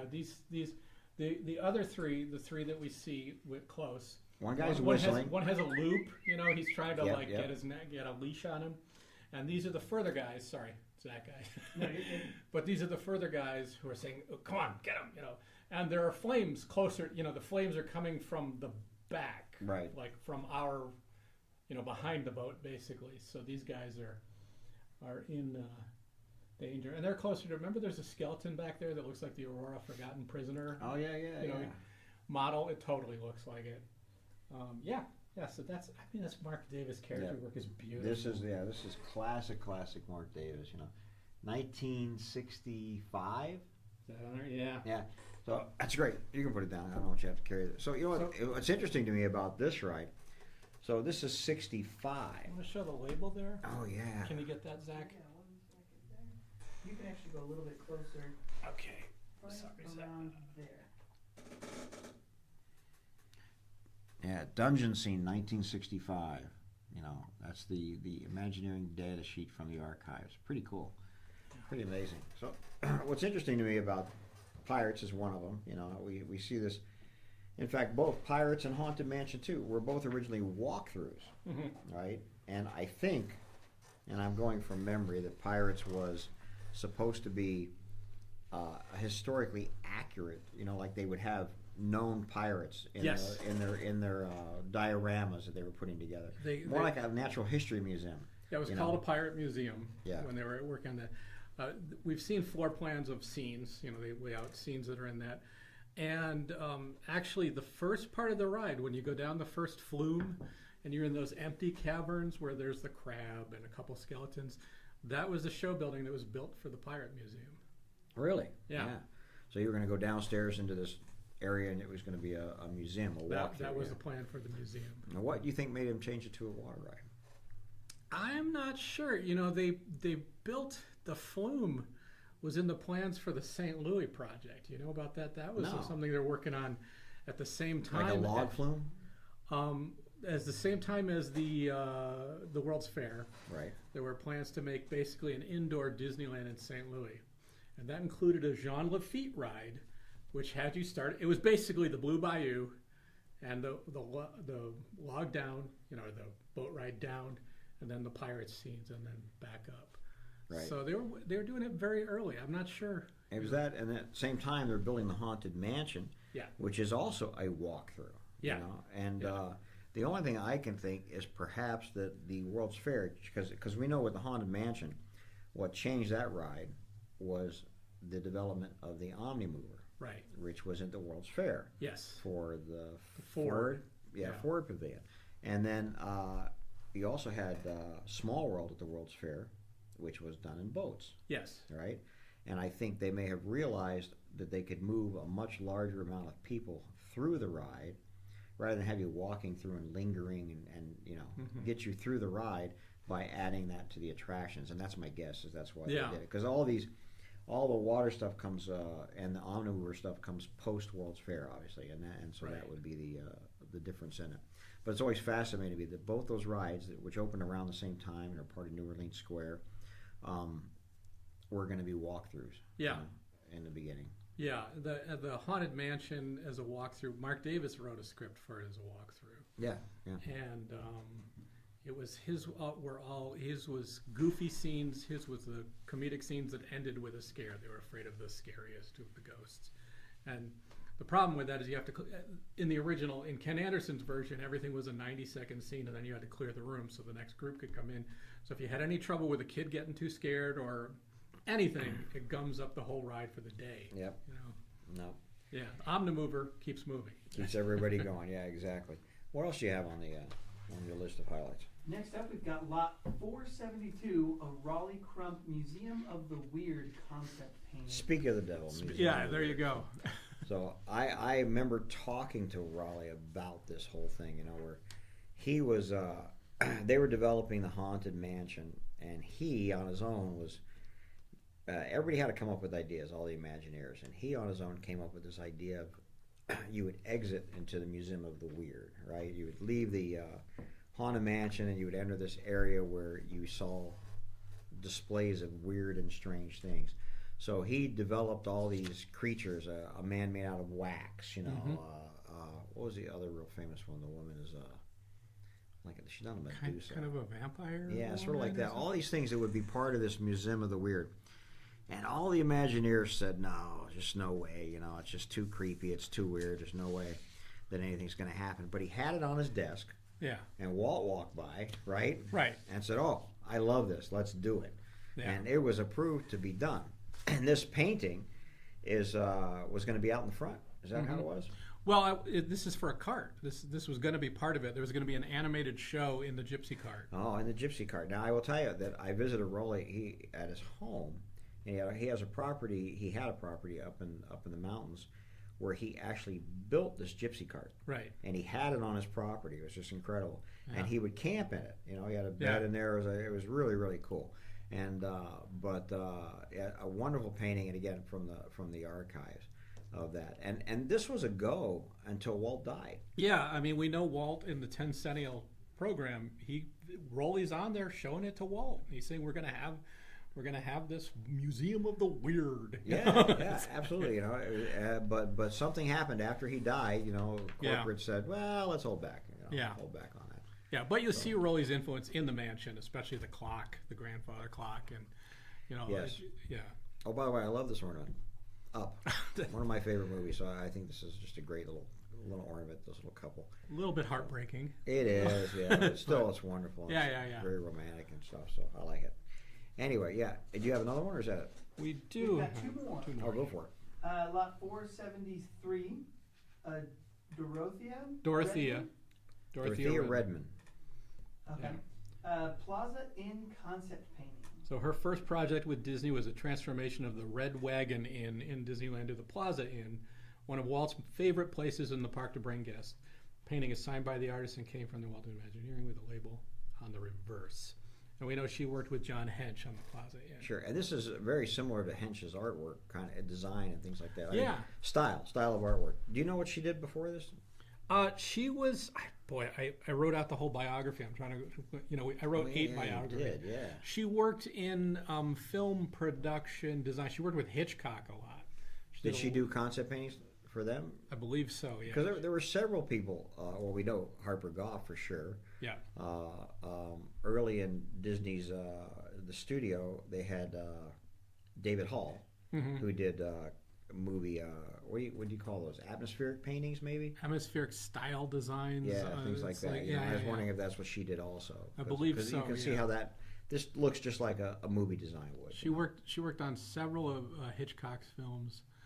And Marty Sklar, we had the quote from Marty Sklar that her atmospheric painting, when you looked at one of her paintings, you felt like you had been to the place. Yeah. This and John Hench's stuff to me always reminds me of atmospheric for movies, because we get those in quite a bit, and they have the same style to them, and the interiors are very detailed, and they're sort of trying to show you what it would look like or what it should look like, and so I think that's pretty cool. And you do not see a lot of stuff from her. She's sort of an unsung Imagineer, right? So I think that's a great piece. Yeah. After that, we've got one final one, and it's lot 474 of Bruce Bushman Duck Bumps Brown Line. Yeah, so this is not an original painting itself, but Right, I it's a love brown the line. duck bumps, so I wanted to. Well, you got Bruce Bushman, another one of the early Imagineers and designers of the park. Yeah. Sort of they say the father of Fantasyland. Yes. Did he design the castle? He did. Yeah. He did. Yeah, He designed the castle. Most of the rides in that park come from his designs, or in Fantasyland. And most of the vehicles that we see. Definitely the vehicles, yeah. Now, I was reading about him. It's like, from today's perspective, the idea of these figural vehicles is not unusual. But when you see his early concepts of like the Snow White, there's a dopey peeking at the drivers. This was like he was showing this to the manufacturers. They had no idea how to realize these things. Yeah, so he was really kind of visionary about what to do in an amusement park. That's funny. I got to ask you a quick question before we move on. Does she have an ice horse in Frozen 2? Okay, it is a spirit, and its name is it's an N name. No, it's not Icy the ice horse? It's not Icy the ice horse. Snowflake the ice horse? No, Nope. Okay, too bad. They missed a This chance. is, we have a picture of them. Look at the other picture. It shows the actual ornaments. This is this line they did of all the kids. What's Knock? knock? The Knock? The knock. Yeah. N-O-K-K. It has nothing to do with ice or snowflakes. Frozen It's 2. It's a spirit horse. It doesn't matter. Tell us more, Zach. Yeah. Tell us. Sorry. Anyway, so Scandinavian folklore. There you Water go. spirit. This is the one I thought would go crazy, honestly. Well, we've had a few small ornaments of the partner statue. Now this is a sketchbook, is a little bigger, so it is a really nice piece. It's a great piece. And I think we've only got the one of them. Yeah, no, I like that piece a lot. Anyway, back to your last one there. I'm sorry. So the duck bumps, the brown line. Duck bumps, the brown This line. is it's like bumper cars on water. It looks like choppy water. Looks interesting, and it's got a design to it. You can see at the top there's a bunch of captured duck bump vehicles behind a walkway that would sweep across the pond. It was like what they did with the flying saucers, basically, right? To actually use where you're using half the vehicles while the other half is loading and unloading. It's funny because a lot of the early concepts that Bushman did, slides, there's I think a Monstro slide, if I remember correctly, things like that. They're sort of based on carnival, what you'd see at a carnival or a fair, because that was their only reference. They didn't, dark rides weren't really anything anywhere. So they could have these unique dark rides, but they needed other attractions, and that's where the teacups come from, obviously. And one of them was like they took an adaptation of bumper cars, and made the bumper boats, things like that. Yeah, he had a great one concept was the crocodile from Peter Pan, that you went in his open mouth and down, and you were looking at fish underwater. You could, so it was at the edge of one of the lagoons. They. I used to have this toy, by the way. Just the wheel. Oh, I had this too. I used to love this toy. Yeah, we're into that. We've moved from ornaments into the toys. Yeah, so what's funny is that with these toys like that, there's no way anybody would buy that now. Well, somebody just bought it. Well, you know what I'm saying. Someone who's listening to us just bought that. I'm talking about in the toy store. You go in and it's just, hey, my kid's gonna love to just sit there. Yeah, but it would be $28 now too. Yeah, well, look what I can do. I mean, that's. Well, what did you do? Do you know what that is? A wheelo? Yeah. You slide it. You do it 5 or 6 times. Then you see how fast you can do it till it falls off. Yeah. Then you hit your sister by mistake. You get yelled at. And that's it. And you move on. Yeah. So it was a one-use game. that's all there is to it.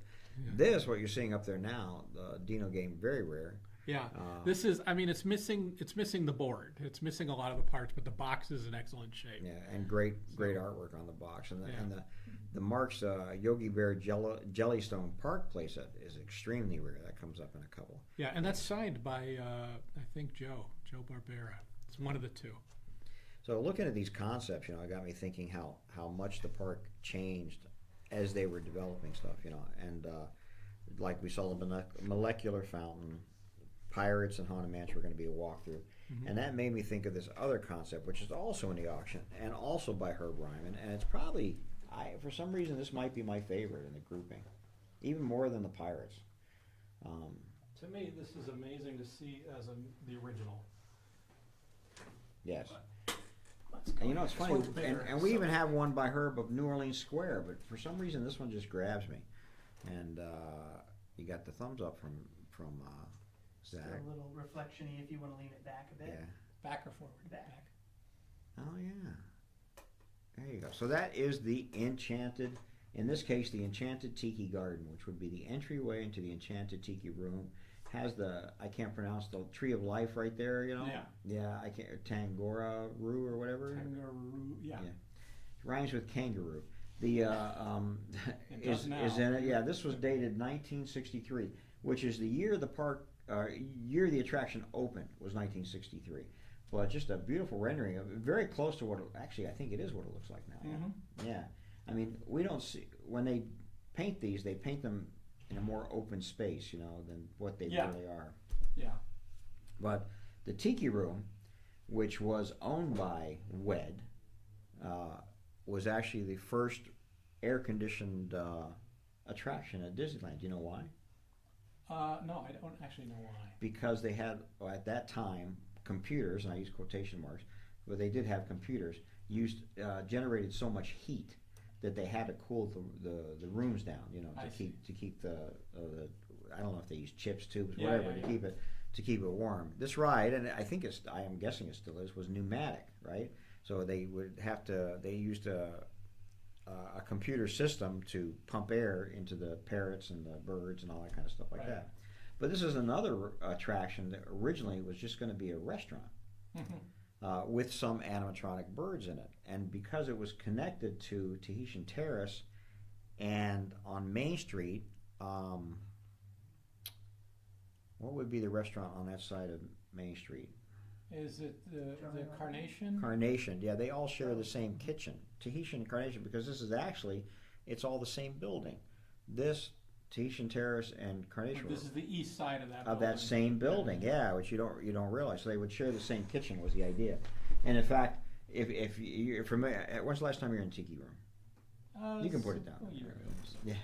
So the fountain in the Tiki Room was actually in the restaurant design, and it was going to be a coffee station with that fountain in the center of it. And I believe the storage for the coffee station, like the drawers, are still in the fountain, because that was going to be where they did their coffee stuff from. But it was just it's funny how these things change so quickly and become something different, you know. Yeah. From what they were intended to be. And so I always like when there's a little vestigial, the original concept. It's like, why is this shaped like this? Well, because 5 iterations ago it was going to be a bookcase, you know, or something, and it's like. Now we learn a lot about this stuff just from having to research it when we're doing the catalogs. Yeah. And the one thing still surprises me, and it's funny because I'm blanking on everything right now, but is the elf or something that lives in Adventureland? You know what I'm talking about? The little man? The little man maybe has a house by a Swiss Family Tree House or whatever. Is that what it was? Yeah. I don't know that it's by Swiss Family. It's by Indiana Jones. I know who you're talking about. Because we had a booklet. Remember, we had the booklet that was Donald Duck booklet with the Little Man of Disneyland. Little Man of Disneyland who had a house in Adventureland. Yeah, that blew me away that there was actually a house in Adventureland. Yeah, and it's right out there too. I was surprised to how. I mean, I knew about the book before I ever saw it there. And it's not really hidden if you're looking for what you're looking for. You have to know what it is, you know, just like anything else. You have to know that it's there. And in that auction again, I know we don't have pictures of it, but so much Walt Disney World stuff that I keep going and seeing and looking at and saying, wow, this is so good. Like a Main Street Cinema sign, it's just beautiful. And things like that. So that's great. And I see we're still in the toy section. Did you have any of these toys? My sisters loved the little Kittles. I know that, and of course Spirographs too. I had 2 older sisters. Oh, we have a Spirograph? Yeah. Oh, with refill. With the refill kit. I lived on Spirograph. I love Spirograph when I was a kid. Yeah. Again, not something that would probably sell right now, you know, if you think about it. It reminds me of early Apple screensavers now. Remember when there was just a line that kind of zipped around? Yeah, that zipped around. Do you know what a Spirograph is, Zach? I think so. It's the thing that you put on the paper and you... Yeah, you make designs. You pin it in, and then you do this, and then you change your color in your wheel, and you do it something else. And it's the greatest. Yeah. It's the greatest. Hours of entertainment. How about the whippersnapper? That's minutes of entertainment. You know? I don't know. Disappears like magic. And you know what I love is this is sealed in the package. Yeah. So we have no idea if it functions or not. We don't know what. This is the stuff that you used to get, you know, when you. When your mom's at the grocery store and you could pick out one toy from the grocery store. That's what you used to get. Either that or you're at the fair and you don't get the ring on the bottle, but you get the consolation prize. It's the whippersnapper. So there you go. That's what you get. So I just want to see the Remco come up that you were talking about earlier. Yeah, the Kennedy Airport, 1968. Such a interestingly specific toy. It is. It's amazing as you didn't need you were your own flight controller on this one. Yeah. You know, you were in the control tower. If only we still had that today. It would be an app. It would be an app. Yeah. Be your own flight controller. Yeah, there you go. Put our plane first. Yeah, exactly. Get us out of here. Yeah, I see. You're right. You listen to the control tower and you direct the air traffic. Wow. Actually, listen to Pilot Tower Conversations by Electrophono Communications. Amazing realism. Works like a real airport. That is, you know, when I think of airports, this is what I think of right here. Yeah. But this is the era of, I mean, great boxes. You know. So I was 2 when this came out, but this is what I remember seeing at garage sales when I was a kid. Yeah, stuff like this. Funny, this Toot Sweet too. You know what Toot Sweet is from? Well, it's from, but this isn't from it, is it? But the toy it was built off of it is Chitty Chitty Bang Bang. Chitty Chitty Bang Bang, which is not a Disney movie. Everybody mistakes that for a Disney movie. Well, always. They wanted it to look like a Disney movie. Yeah, they did. Wanted Dick Van Dyke and Julie Andrews in it. Right. They hired the Sherman Brothers for their one non-Disney film in their contract at the time. I didn't know the Sherman Brothers Yeah. wrote Toot Sweet. And yeah. That's great. That's Did Harper Goff design it? he might have. I wonder. They just stole a bunch of guys from there. Who wrote it? Roald Dahl. No. No? No. Who wrote it? Oh, Ian Fleming. You mean the book? Of Ian course. Fleming. Yeah. Ian Fleming. Yeah, a guy who wrote James Bond, wrote Chitty Chitty Bang Bang. I think Roald Dahl might have done the screenplay. I'm not sure. Oh, really? Zach, can you? Zach, go find us out for that. There's a lot of crossovers between Roald Dahl and James Bond, and Is it right? yeah. I don't know. He did a script for it's either Spy Who Loved Me or You Only Live Twice. I don't know. What? It's a Toot Sweet script writer, and it gave me a background No. of Hosier. Chitty Chitty Bang Bang. Chitty Chitty Bang Bang. Yeah. It's a movie, Zach. It's a movie. I know Toot Sweet. Traveling Light. That's one of those movies that has there's long sections of it you forget, and then you go watch it again. You go, oh, I forgot it's 40 minutes before they get to Benny Hill, in the town. Oh, is it Toy Maker Benny Hill? Yeah. Oh, that's great. Yeah. My favorite part was the guy that sniffs out the kids. Oh yeah, the creepiest guy Creepy on guy. TV when I was a kid was he was creepy and scary. What do you got? Screenwriter of Roald Dahl and a guy by the name of Ken Hughes. Nah, nobody cares about Ken. Sorry, Ken. Stop now. Ken's one of my favorite screenwriters. So, yeah, Roald Dahl, famously Gremlins and Charlie and the Chocolate Factory. Mm-hmm. Yeah. Yep. Pretty crazy. All right, we're good. Let the auction run. We only got 130 lots to go. We'll take our break and we'll come back and finish the auction with you guys. I had Big Jim when I was a kid. You had who? Big Jim. He looks like the $6 Million Man to me. Now look at this. You see, he's shorter than a $6 Million Man, but he's got a rubber arm that you can put that little aluminum band on his bicep and then bend his arm, and the bicep will snap it open, and it still works. And that's what you do? That's the whole thing? No, he's got a karate chop in the back too. He's got a karate chop arm, and he can go camping and sports and all kinds of stuff. But most of the time he just likes to go like this. Yeah, well, they go this way. These toy designers must have come up with this amazing it can make a bicep thing, and then they had to add the little band to highlight it. What is that? So, that's not based on any TV personality. It's just Big Jim. No, this is 1972. So this is early in the how do we sell dolls to boys. Right. G.I. Joe was around. Right. G.I. Joe was doing well. Here they're going with Big Jim, and then you had Action Jackson, who was Mego before superheroes. Wow. So Big Jim's kind of in the middle. Yeah, that's it. That's crazy, actually, to be honest with you. And then when did, because that's got to be around the same time as $6 Million Man. 72 is probably right before $6 Million Man show, yeah. Wow. And he was one of the bigger ones. He was bigger than G.I. Joe. Well, he had a lot to do. He had to have, he had an eye. You bionic could eye, see yeah. through, and Exactly. he had the sleeve on his arm. You could take the blocks out, like and see the bionics, yeah. That was amazing. You don't know who that is, Zach, but I know who the $6 Million Man is. you don't know. He knows What's his everything. name? Jim? Steve Austin. Steve a man Austin. barely Steve Austin. I did know a man barely alive. Who played him? Who Some- played? Some wrestler. Who played Steve Austin? Yeah. Stone Cold? Stone Cold wasn't even born. Steve Austin, he's getting the wrestler thing. Yeah. Going, I don't know who did play him. Lee Majors. Speaking of action figures, the Star Wars action figures are getting some nice attention. Is this a rare grouping or what? It's not particularly rare, but it's a really nice Empire Strikes Back figure case, and there's I forget how many decent figures inside. Oh, that's great. And one terrible. It's described in there. There's a Chewbacca with a major head wound. He's in poor condition. But, you know what's also coming in the auction that I really like in the December 6th auction, because it is pop culture. Besides the stop motion stuff and all the Disney stuff, we have a really good grouping of classic video game consoles. Yes, a lot of them. Yeah, and there's some of them I have never ever seen. I didn't even know existed. The Game Boy, the virtual Game Boy one, I'd never seen that before. I'd seen that when it came out, and I've only seen it twice. I saw it when it was introduced.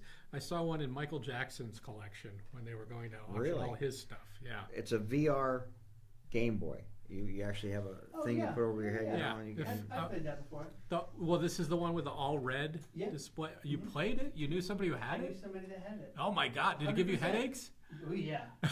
I didn't play very often, but no, yeah, they had like a tank game or something. Right. Yeah, that's the one that they. I wish we had that game. I'd be playing all I that. demoed it once, like in the department store, wherever I saw it. Might have been Toys R Us or something. But yeah, that's amazing. You got to actually play with it regularly. But that's not. I mean, this collection goes from like the first like a Pong game, you know. Some of the earliest ones. Yeah, to all the way up to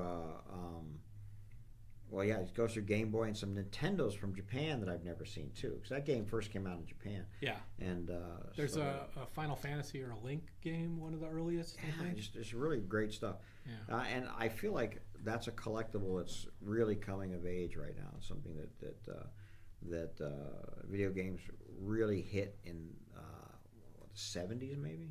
Yeah. I don't know when Pong came out. 70s. Yeah, it had to be 70s.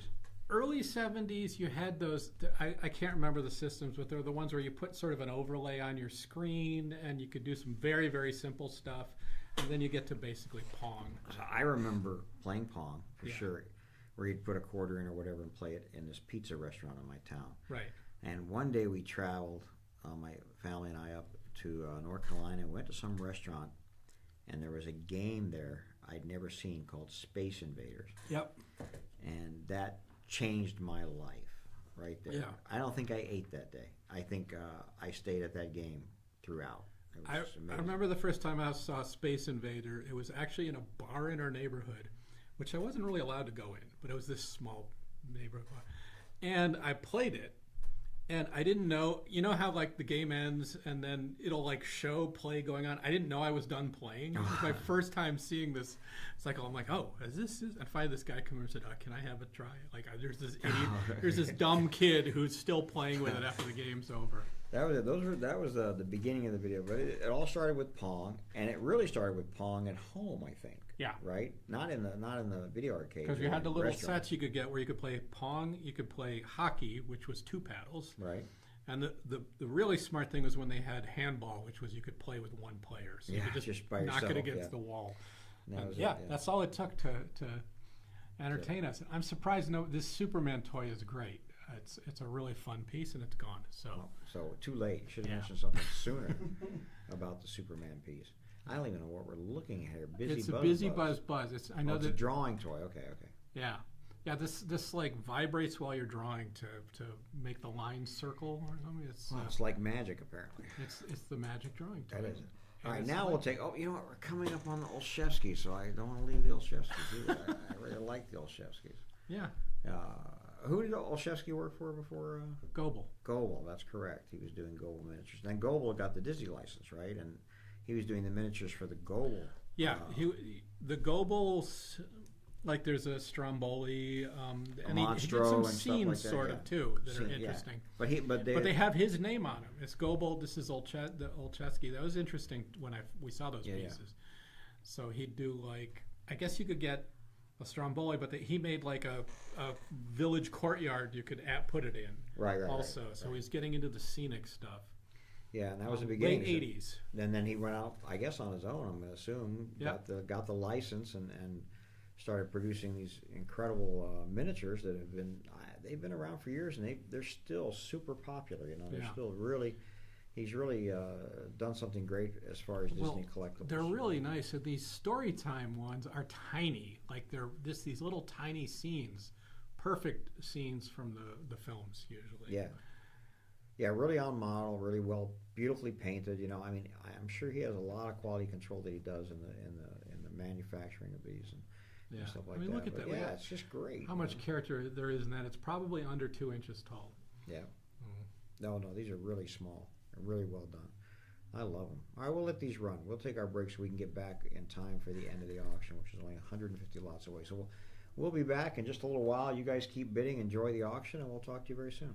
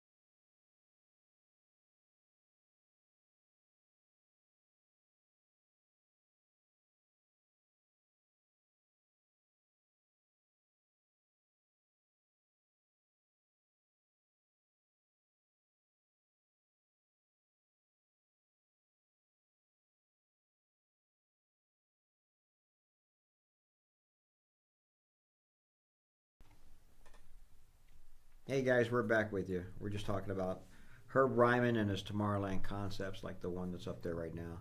Yeah, the one before this was the entrance to the Cyclorama. Yeah, so the Circarama was a cyclorama.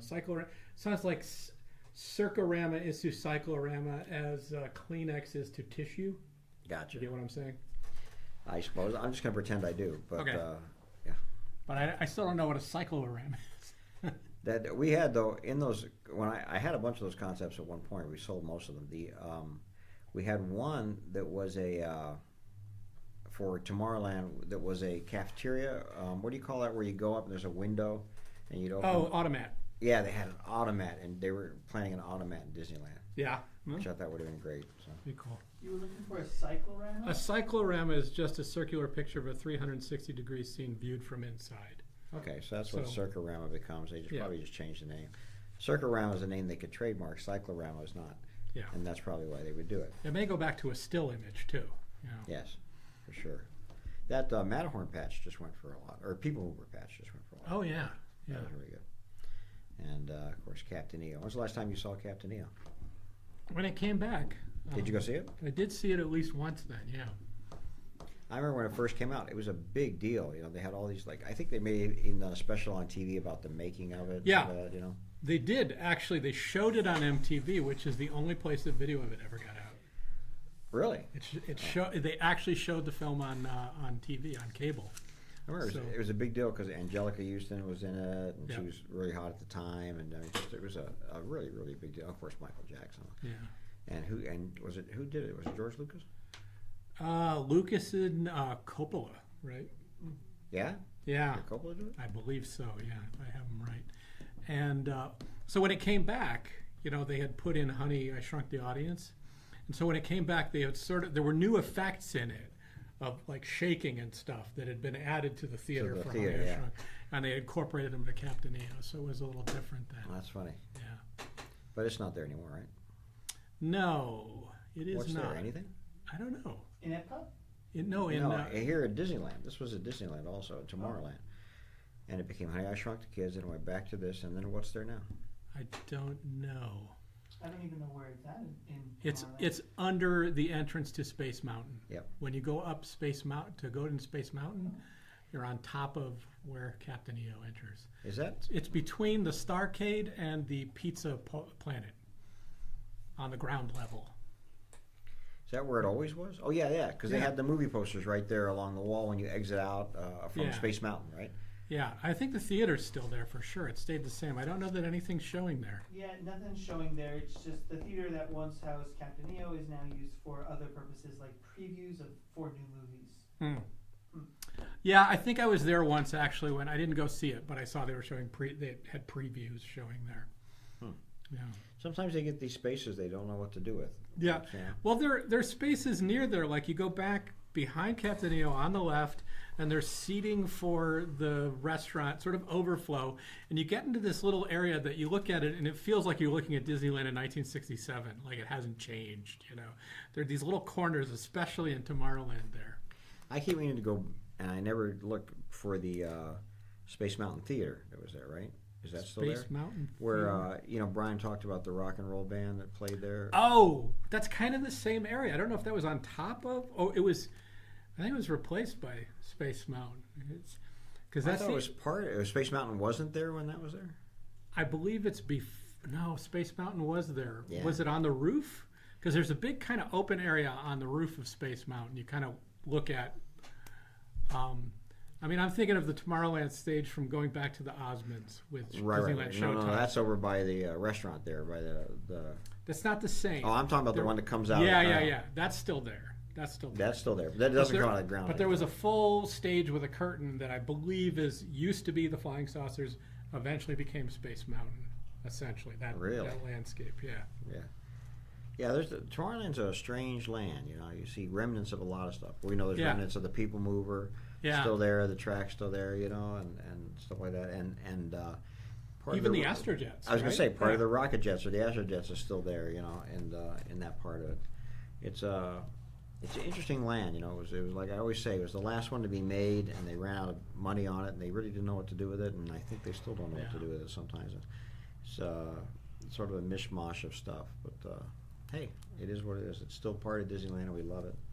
But yeah, that's where you see most of the weird areas. You go, what was this? And Yeah. why is it not anything anymore? I remember for a long time, and they used to. I think they've taken it out since, but you used to see the remnants of the Fantasyland Skyway entrance used to be Yes. at Disneyland for a long time. Well, I think you still see Tomorrowland. You can see up on the side of the building. Like there's a Hatmosphere, there's the hat store, and there's the train station, and you can see where the Skyway bucket in Tomorrowland went. That's fine. I'm going to ask you a stupid question. This tells you how much I don't notice things in Disneyland. Is the Matterhorn closed up where it used to be, where the thing used to come through? Yeah. There's no big hole where the Skyway went through. Where the Skyway Yeah. went through. Have you ever been inside the Matterhorn? Inside? You know, The famous basketball No. court. not really a I've basketball seen it court. on like Yeah. videos Yeah. or pictures or whatever, but I've never actually been in it now. It's actually just somebody put a hoop up. Yeah. Yeah, they call it a half court, and that it's not even that. It's just a hoop in a break room. Well, basically. the legend, the urban legend was that they got over height restrictions by making it a sporting facility or something Right, like that, yeah, by yeah. putting up the hoop. But I think that's urban legend. Yeah. So that would be not so true. But I do know, Tony Baxter told me, that the security outpost on the Matterhorn was called the Eagles Eyrie. really, and Yeah. there's a security outpost in the Matterhorn. Well, at least there were security stations for watching the parking lot and such at the high points around Disneyland. Oh, He really? told me that at the Haunted Mansion it was the Raven's Roost, and on the Haunted Mansion show building. Don't think of it as being on the house you see in the park. And at the Matterhorn, which I can't imagine where it is in the Matterhorn that you couldn't see it. It was the Eagles Eyrie. I guess they all had bird names. That's funny. We have that one of our good friends, Gary Wood, who was a security guy way back. He had shown me some photos where you can see guys on rooftops, sort of overlooking the park, but they're not visible to anybody necessarily. But they were watching, like you say, the parking lot and watching the park from high up, which is pretty interesting. Yeah.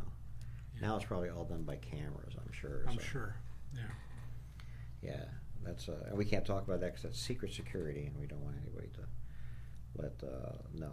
So as we wind down, though, just a reminder, guys, that you have a November 29th online auction called Disneyland and Ducks in Ducks, Disneyland apparently. right now. We'll see what that's that's like. a placeholder. And that's that should just be our ugly sweater online auction. Ugly And we sweater. should all only. wear what are they called? Ugly Christmas sweaters, right? Yeah. That's what they called, yeah. Can I at least show your sweater, Zach? Yeah, Zach wore one today. Yeah. And he's Zach very has a proud great- of it. a great very sweater proud there. of it. Thank you, sir. So this is the. What's it say? Come over to the Mary side. Hand knit sweater. Yeah, very nice. Very, very nice. Hey, come over to the Mary side. I get it now. Yeah. I You ever didn't- heard of Star Wars? I've mention of it. I've heard mention of it. I read the book, and but I always heard the book was better than the movie. Is that true? I don't know. I never read the book. Ah, that's interesting. I always heard it was better, more Yeah. plot line. Star Wars. I think we're losing our audience. Apparently Vader's his father. So anyway, If you yeah, haven't they're dropping my finished- flies out there. If you haven't finished all your holiday shopping in this auction, we've got another auction for you, November 29th. November 29th, that's right, and that would be your that, and then of course our The big catalog auction on December 6th, which another great place to buy holiday items, and probably definitely my favorite auction of this year, maybe my favorite auction in a few years is this one coming up. Yeah. And that catalog will be available online to download starting Monday, and there's an exhibition here in the gallery starting Tuesday. Yeah, Come on by if you're in the neighborhood. You can shop in the gallery. You can say hi to Mike. Yeah, And if you come to LA for Thanksgiving, or if you're already in LA, then come by. Although I won't be here for Thanksgiving, but you will. Yeah. And and you're definitely more than welcome to come by and ask for Mike, and I'll introduce you to Ed. Yep. So that way we keep Ed. Ed hides in the back most of the time, so we like to get him out, get a little sunlight, and see if we can, get him used to socializing with people. So those are the big auctions for the year right there. December 6th, I think, is the last one of the year. Are we doing one after that? it's the last catalog auction. There's another online? We have more online auctions. great, We have yeah. 2 more online auctions. Holy cow. Yeah. Something to keep us busy for sure, guys, Yeah, and no keep big- you busy. But just for now, get to the catalog auction. Get to the November December 29th and the November December 29th. 6th. December 6th catalog. Yeah, Yeah. auction. Oh, I like this lunchbox, by the way. It's a really nice It's lunchbox. always a good. I like how you look at it. They're on Space Mountain, going past a pirate in front of the castle. And that's the Mark Davis pirate on the cannon, right? Yep. Man, that's the Magic Kingdom. I had no clue Space Mountain went through Pirates of the Caribbean like that. Yeah. Much bigger. Zach, there. how do you explain it? How'd they get all three lands together? And where's Frontierland? Imagination. Where's Frontierland? Imagination. So it's in Epcot, you're saying? It's in the Journey Through Imagination? I don't know. Speaking of which, we have a lot of great stuff from Journey to Imagination in there. And what is Mickey's Starland? Mickey's Starland is Mickey's Toontown in Florida, basically. Is it? It started off as, was it Mickey's Birthday Land or something like that? It's Mickey's birthday area. It was where you could meet the characters and see their houses. It's basically the same idea as Toontown. Is it in the Magic Kingdom? Yeah, Is it still there? it is. But it's not called- It's not? Oh, no. They- It's snow. Did the Seven Dwarves go in the same place? Yeah. Yeah. The Seven Dwarves. So is there no Toontown in Florida? No. No. Oh, I didn't Well, know that. there's a small section that is a part of the Fantasyland that has like Goofy has The a Goofy little, flying. Yeah. Yeah. that area is a little bit, it's Fantasyland, but it does kind of center around more of a Toontown-esque, but it is still Fantasyland. Right. But they don't have the cartoon spin and all that kind of stuff like No, that? that's Oh, just here. interesting. Yeah, supposedly Disneyland has the most unique rides most rides that you won't find at other parks. I don't know if that's held up. But that's held up. That's what I heard a few years ago. I didn't know that. I thought all these rides were in other parks, or that Disneyland got rides from other parks for the most part. Oh yeah, ones like the Incredicoaster. No, that's not anywhere else. Yeah, but they've got, okay, so I know we have the Incredicoaster, but they've got the Rock and Roll Coaster, so they have a coaster. Well, okay, they have a ride. They A also have coaster. rides, Yeah. but specific themed experiences. This is Tony Baxter I'm quoting here, so you I can't understand. find me. I can't argue with that. No, but I mean, I don't know how to. I mean, obviously, there's nothing in the Avatar Land in Florida that's here. Right. you know. And we don't have the Tron Cycle ride, which everybody Right. seems to love. You So don't this have changes. Spaceship Earth. You don't have. Well, that's Epcot. Nobody cares. Yeah, But But I think- well, the Guardians of the Galaxy ride as well in Florida is Still Tower- unique to Florida. Guardians of the Galaxy ride? Yeah. Oh, it's not the. It's a roller coaster. It's called Oh, Cosmic okay. Rewind. You still have Tower of Terror in Florida? Yes. Okay. is there a Pinocchio dark ride there? No. Yeah, so that's Oh, yeah, maybe. here. And they don't have the Snow White dark ride. They have the Snow White land thing. The new area. they just built. the coaster Right. with the dwarves. Yeah. The last time I was at Walt Disney World, to give date you big time, I walked in on this ride called Alien Encounter, Yeah. and that became my favorite attraction at Disney World in a matter of seconds. It's amazing. I want to say this next coat coming up is a really nice coat. I would buy it if it fit me. It's a holiday time coat. It's got 8 Disneyland buttons on it. It's got a really nice kind of shiny red to it. It's beautiful. It's not Disneyland fur tag on it. inside. It's not. What's It's it? not fur. All I can say. The collar's just a darker color. I'm looking at the It is. picture. I'm not quite All I can seeing say, it. I believe the collar is not shiny where the I coat's see. body kind of is. Yeah. Yeah. Nice. It's a really nice coat. Perfect for the holidays, especially if you're going to the parks, right? Yeah. That's or the park. Yeah, I guess. That could be bounding now. Yeah, I suppose. that could be bounding. Yeah, and then another one, the Mission Breakout coming up, too, is something I'm not familiar with, but everybody. Well, is that what you're talking Guardians. about? The Guardians of the Galaxy. But No, I think that's the here. race Oh. medal. So this isn't our Oh, race. Premier medal. Pass. Okay, I see. Opening crew. We pass. really That's sounded here, isn't it? informed when we were all Yeah. going, wait, Duh, what? No, hey, what's huh? that? I have no idea what Viva Navidad is. It's a Viva Navidad sign with a hidden Mickey. 445 is California Adventure, so that's California Adventure. Right. Viva Navidad, everybody knows, is a sign from California Adventure also. Yeah. That makes And the sense. interesting now, the piece that's coming up after this. So Yes. this Tokyo Disneyland Alice Tea Party attraction poster, extremely rare. Yeah. I was considering bidding on this. All one, the but I posters knew- from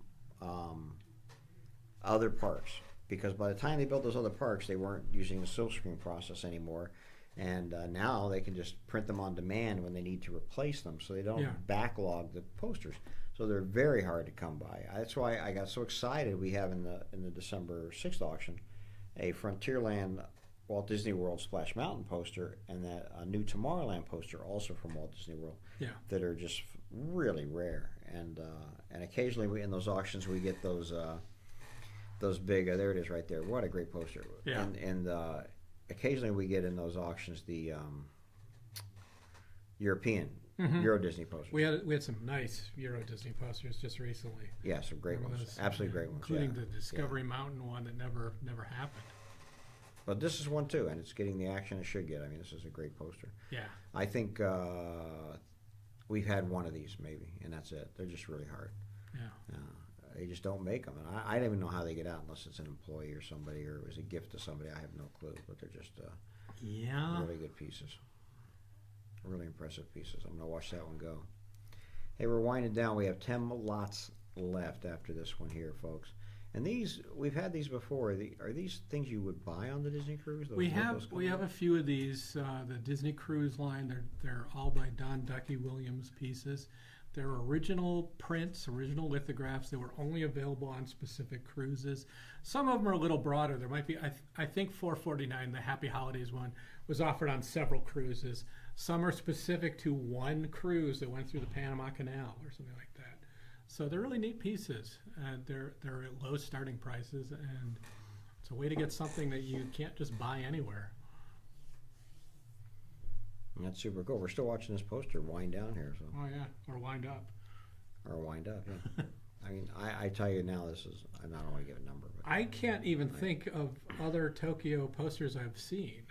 Well, you know, we got in a batch of smaller posters for the Mark Twain in Tokyo. Oh yes, yeah, I've seen those. Those are nice. I know that the Haunted Mansion poster is very similar to the Florida one. And when they built Tokyo, which was surprisingly, when was Tokyo built? I want to say the 70s, right? Yeah, so it opened in 82, 83.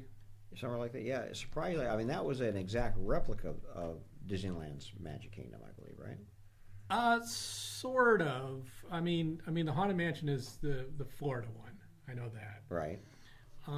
We know that Main Street is the World Bazaar. It's got a covering to it. It's got. I don't know how different any architecture was, but the plan was to make it as close to Disneyland as possible. Have you ever seen the brochure for the park that was in Japan before that one? Are you talking about Dreamland? Dreamland. I have a lot of stuff from Dreamland. We had a brochure go on auction once. If you ever get a chance to Google Dreamland Japan, which was almost looks like a homemade replica of Disneyland. Right? It was open in the 60s at least, and yeah. I'll say that I got to say at the Disneyland Photo Library there was a reference book that was all photos of Dreamland Japan. Really? And it was amazing because obviously Disney went there to look at this place, and they had a monorail that was the Toshiba Dreamland monorail. The font exactly matched Disneyland's. The outline of it exactly matched Disneyland's. The inside of it looked like it was made by cardboard. Yeah. So like it had the profile of this. I know they had an ancestor land in it. Yes, yeah. There's a castle that, again, the outline looked really good, and it was just flat. It was so Wasn't simple. there a Matterhorn? Yes, there's a mountain. There's a mountain there that looks like it's paper mache. Yeah. Right? There's a Jungle Cruise ride. I don't know what it was called. I have some stuff. I have a shopping bag. And there's a Small World. There's a Small World, with weird dolls. It's not called Small World. I mean, and the dolls are frightening. It was like a homemade. Somebody made a homemade Disneyland, but it was a real theme park. It was really popular, and building Tokyo Disneyland is actually what drove them out of business. You know. But it wasn't as old as you think. Like they were around into the 90s or something like that. Yeah. I mean, incredible and really funny to look at. So look that up, Dreamland Japan. Are you looking it up right now? I see you laughing over there. Yeah, there's like a Main Street. Yeah. And everything. It's like it kind of looks right, but then it's. Then you look at it and go, wait a minute. There's a castle. There's like the train station at the front that says Dreamland on Yeah. Yeah, it's very, very similar. It's frightening. It's really crazy. So. Yeah. We're still on. Yeah, we're still on that poster. Does Tokyo Disneyland have a Main Street? That's Yeah. what he was saying. It's called World Bazaar. It's called World Bazaar. It's essentially Main Street with a covering for the rain. So it's all sort of indoors, like I guess a big giant glass enclosure so you can walk it without the rain hitting you. I don't know what makes it different. Why is it called World Bazaar instead of Main Street? You know.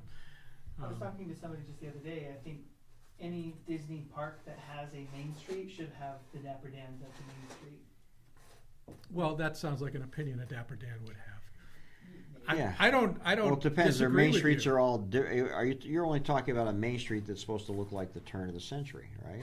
And Well, don't they all? no. It's supposed to look like Marceline. Well, no, it's just supposed to look like a turn of the century small town, not necessarily Marceline itself. They say it's Marceline, but I don't know. If you look at actual postcards of Marceline when Walt was a kid, it was like a one dirt road town with nothing as Right. nice as Main Street. No, right. But it's the idealized It's the view ideal, of Walt's youth. Yeah, it's like the Main Street of Music Man, and Yeah. the movie and things like that. Yeah. Easter Parade or whatever, those kind of movies like that. It's just But a typical American turn of the century town, Yeah. But it's supposedly. still Main Street USA. It should have a barbershop quartet. If it is Main So- Street USA, but so- I don't know that are any of them Main Street USA besides Florida. I don't know the other parks that well. I don't know that any. There's a reason, I guess, that it's World Showcase or World Bazaar, Sure. instead of Main Street. Because no one would identify with Main Street, I would think, in Japan. I honestly think they were going for the American experience, but calling that would have been too much of a Yeah. charade. Yeah, Charade. you can Google Main Street USA and see what comes up. It'll tell you. The Wikipedia will tell you what parks have a Main Street USA. Well, you're sounding like. Are you saying there was a Main Street that doesn't have Dapper Dans? Well, I thought that Tokyo Disney was the only one that didn't have like a specifically called Main Street USA. Everything like I don't know. I Euro think Disney. Shanghai, Hong Kong, and Paris have a Main Street USA. I just looked, and Paris has theirs is called Main Street USA. Interesting. Hong Kong is more Magic Kingdom, really close, I think. Mickey Avenue is the first area in Shanghai Disneyland. Mickey Avenue. Each Main Street USA is a train station. Oh, my wife's been to Hong Kong Disneyland. I should ask her. That's interesting. Anybody at home know? Let me know. Is there a Main Street in all the parks? Main Street USA, Hong Kong Disneyland. Hong Kong may be the one that's very much a Inspired by replica. the Main Street in Disneyland. The Yeah. buildings at Main Street are almost identical. That may be the one that's very much a copy of. It's a little Hong Kong wider. and It actually looks a little more Paris, Florida-ish to me. Who says they don't? They don't. Who says they don't? I know they don't. Is there no barbershop quartet music in China? Not on Main Street USA. Interesting. I'd really love to hear barbershop quartet in other languages. In other language, I don't know if it would work. So we'll see. There's a Main Street USA at Disneyland Paris, right? Yeah. It works pretty well, actually. Whatever you say, sure, sure it does. Hey, this one's really cute. This season's greetings one here, perfect for the holidays. Yeah, these are nice pieces, and we put there are several holiday ones specific. I like 453. It's very specific to the cruise ships. You have the guys with this is one trip to Spain, Barcelona. The Cinderella one is a holiday litho that shows her and the Prince Charming, in front of the theater on the cruise line, where there's this large mural of Walt leaning on the piano. Are these specific cruise ships that do these? Some yes, some no. So the Barcelona trip is identified to a specific trip. Some of the holiday ones are just for holiday time. They could have been offered on several ships, and the certificates specifically do not name a specific ship. It's to commemorate your holiday voyage with the Disney cruise. I see. That'd be fun. I don't know. I wonder who takes holiday voyage. I was on the Disney cruise on Halloween once. It was fun. We went on a Disney cruise, but it was just like summer when you're supposed Yeah. to go, and when the kids are out of school, and you can make those kind of trips. Very, very nice and relaxing, I gotta say. I enjoyed them too. I highly recommend it. That was my first cruise. That was my only cruise actually I've ever been on. So. I always say that was my only vacation as an adult that Yeah. I did. That was just a vacation. Exactly. That was. You see this one? I think it's a nice one. It's very cruise ship specific. It is. That's the I see the wall the behind theater it, in the piano. back. Yeah. Okay. that's identifiable. Then all cruise ships don't have that, right? All the cruise ships don't have that same theater. They may have changed it. I mean, it was a standard thing. I worked on the design of these things. Did you? I was helping with the first restaurants and the cabin decorations and stuff. But I would imagine that they have changed. I mean, I know that the first theaters had that Walt portrait there.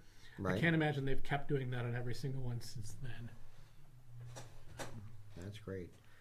So just 3 lots to go after this one, folks. So again, I'm going to keep reminding you about our November 29th sorry. auction and December 6th. 2 really great auctions. And as I said, the catalog should be online shortly for December 6th. Exhibition opens Tuesday. If you're in this area, you have to come see this stuff in person. It's really incredible. We just took Zach through it. There were tears in his eyes. It was unbelievable. He was crying a little bit, just a little bit, when he looked at some of the stuff. History of Disneyland, completely. And look, he's crying now just thinking about it, poor guy. Tears in his eyes, as they say. Hey, it's okay, Zach. Thank you. You know, I know it should all be in a museum, but the good news is now it can be owned by collectors who can share it with other collectors. And that's what we really want to see. So, trying to cheer you up. It was sad. It was sad how much he was crying. And sorry, I'm just watching at the end here. We have some odd lots lined up at the end. yeah, you know, the speaking of Shanghai Disney, That's an amazing piece. We haven't had a lot of costume pieces from Shanghai, have we? you know, it's funny. I was going to say that too. That you don't. Well, this is the Imagineering team. Right. These are the overalls they would wear during construction, I believe. But we don't see a lot of anything from Shanghai Disneyland. For the park's really new. That's for one thing.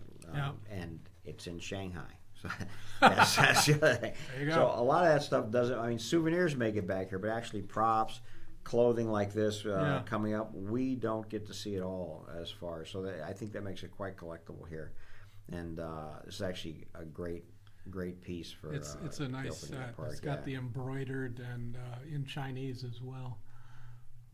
Yeah, no, I think that's an excellent piece. And if you're into the crew costumes, things like that, I think this is one you're not going to see a lot of these around. So, and we obviously got that from somebody who worked on the park, and I think that's really cool. So, yeah, really cool. Yeah, that's one thing. Whatever the park's Imagineers from Southern California would go there. At least some. Some of them were for work sure.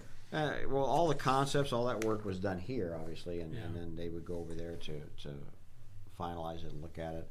And finally, the last piece, a ceramic hippo bank. It's a great piece. And it'll close our auction for today. And look at that. You guys can keep us here another hour if you like, just by bidding. And that'll be perfectly fine. We'll watch this go off. And again, thank you all for sticking through this auction.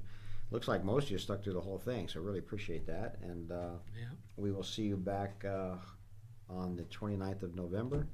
And be sure to watch your emails for a downloadable catalog for December 6th. And hopefully you can come by and visit the gallery soon. Yeah. And we'll watch this last 30. Yeah, we're going to be another hour. Just keep hitting it. Wow. Hey, it's a great piece. It is a great piece. I love it. It's very cute. Yeah. It's not in the right spot, but it worked out. What do you So mean there the go. right Well, you spot? know, with the other ceramics, but, Oh, yeah, but that's yeah, okay. yeah. It's a good one to end on. So I think that's great. Well, it's always hard to figure out how to end. We don't, I get it. I never know how to end. Here we go. 5 seconds left. Don't tease us and bid at the last second. All right, guys. Have a great weekend. Have a great holiday. We'll see you next time. Thanks. Bye-bye.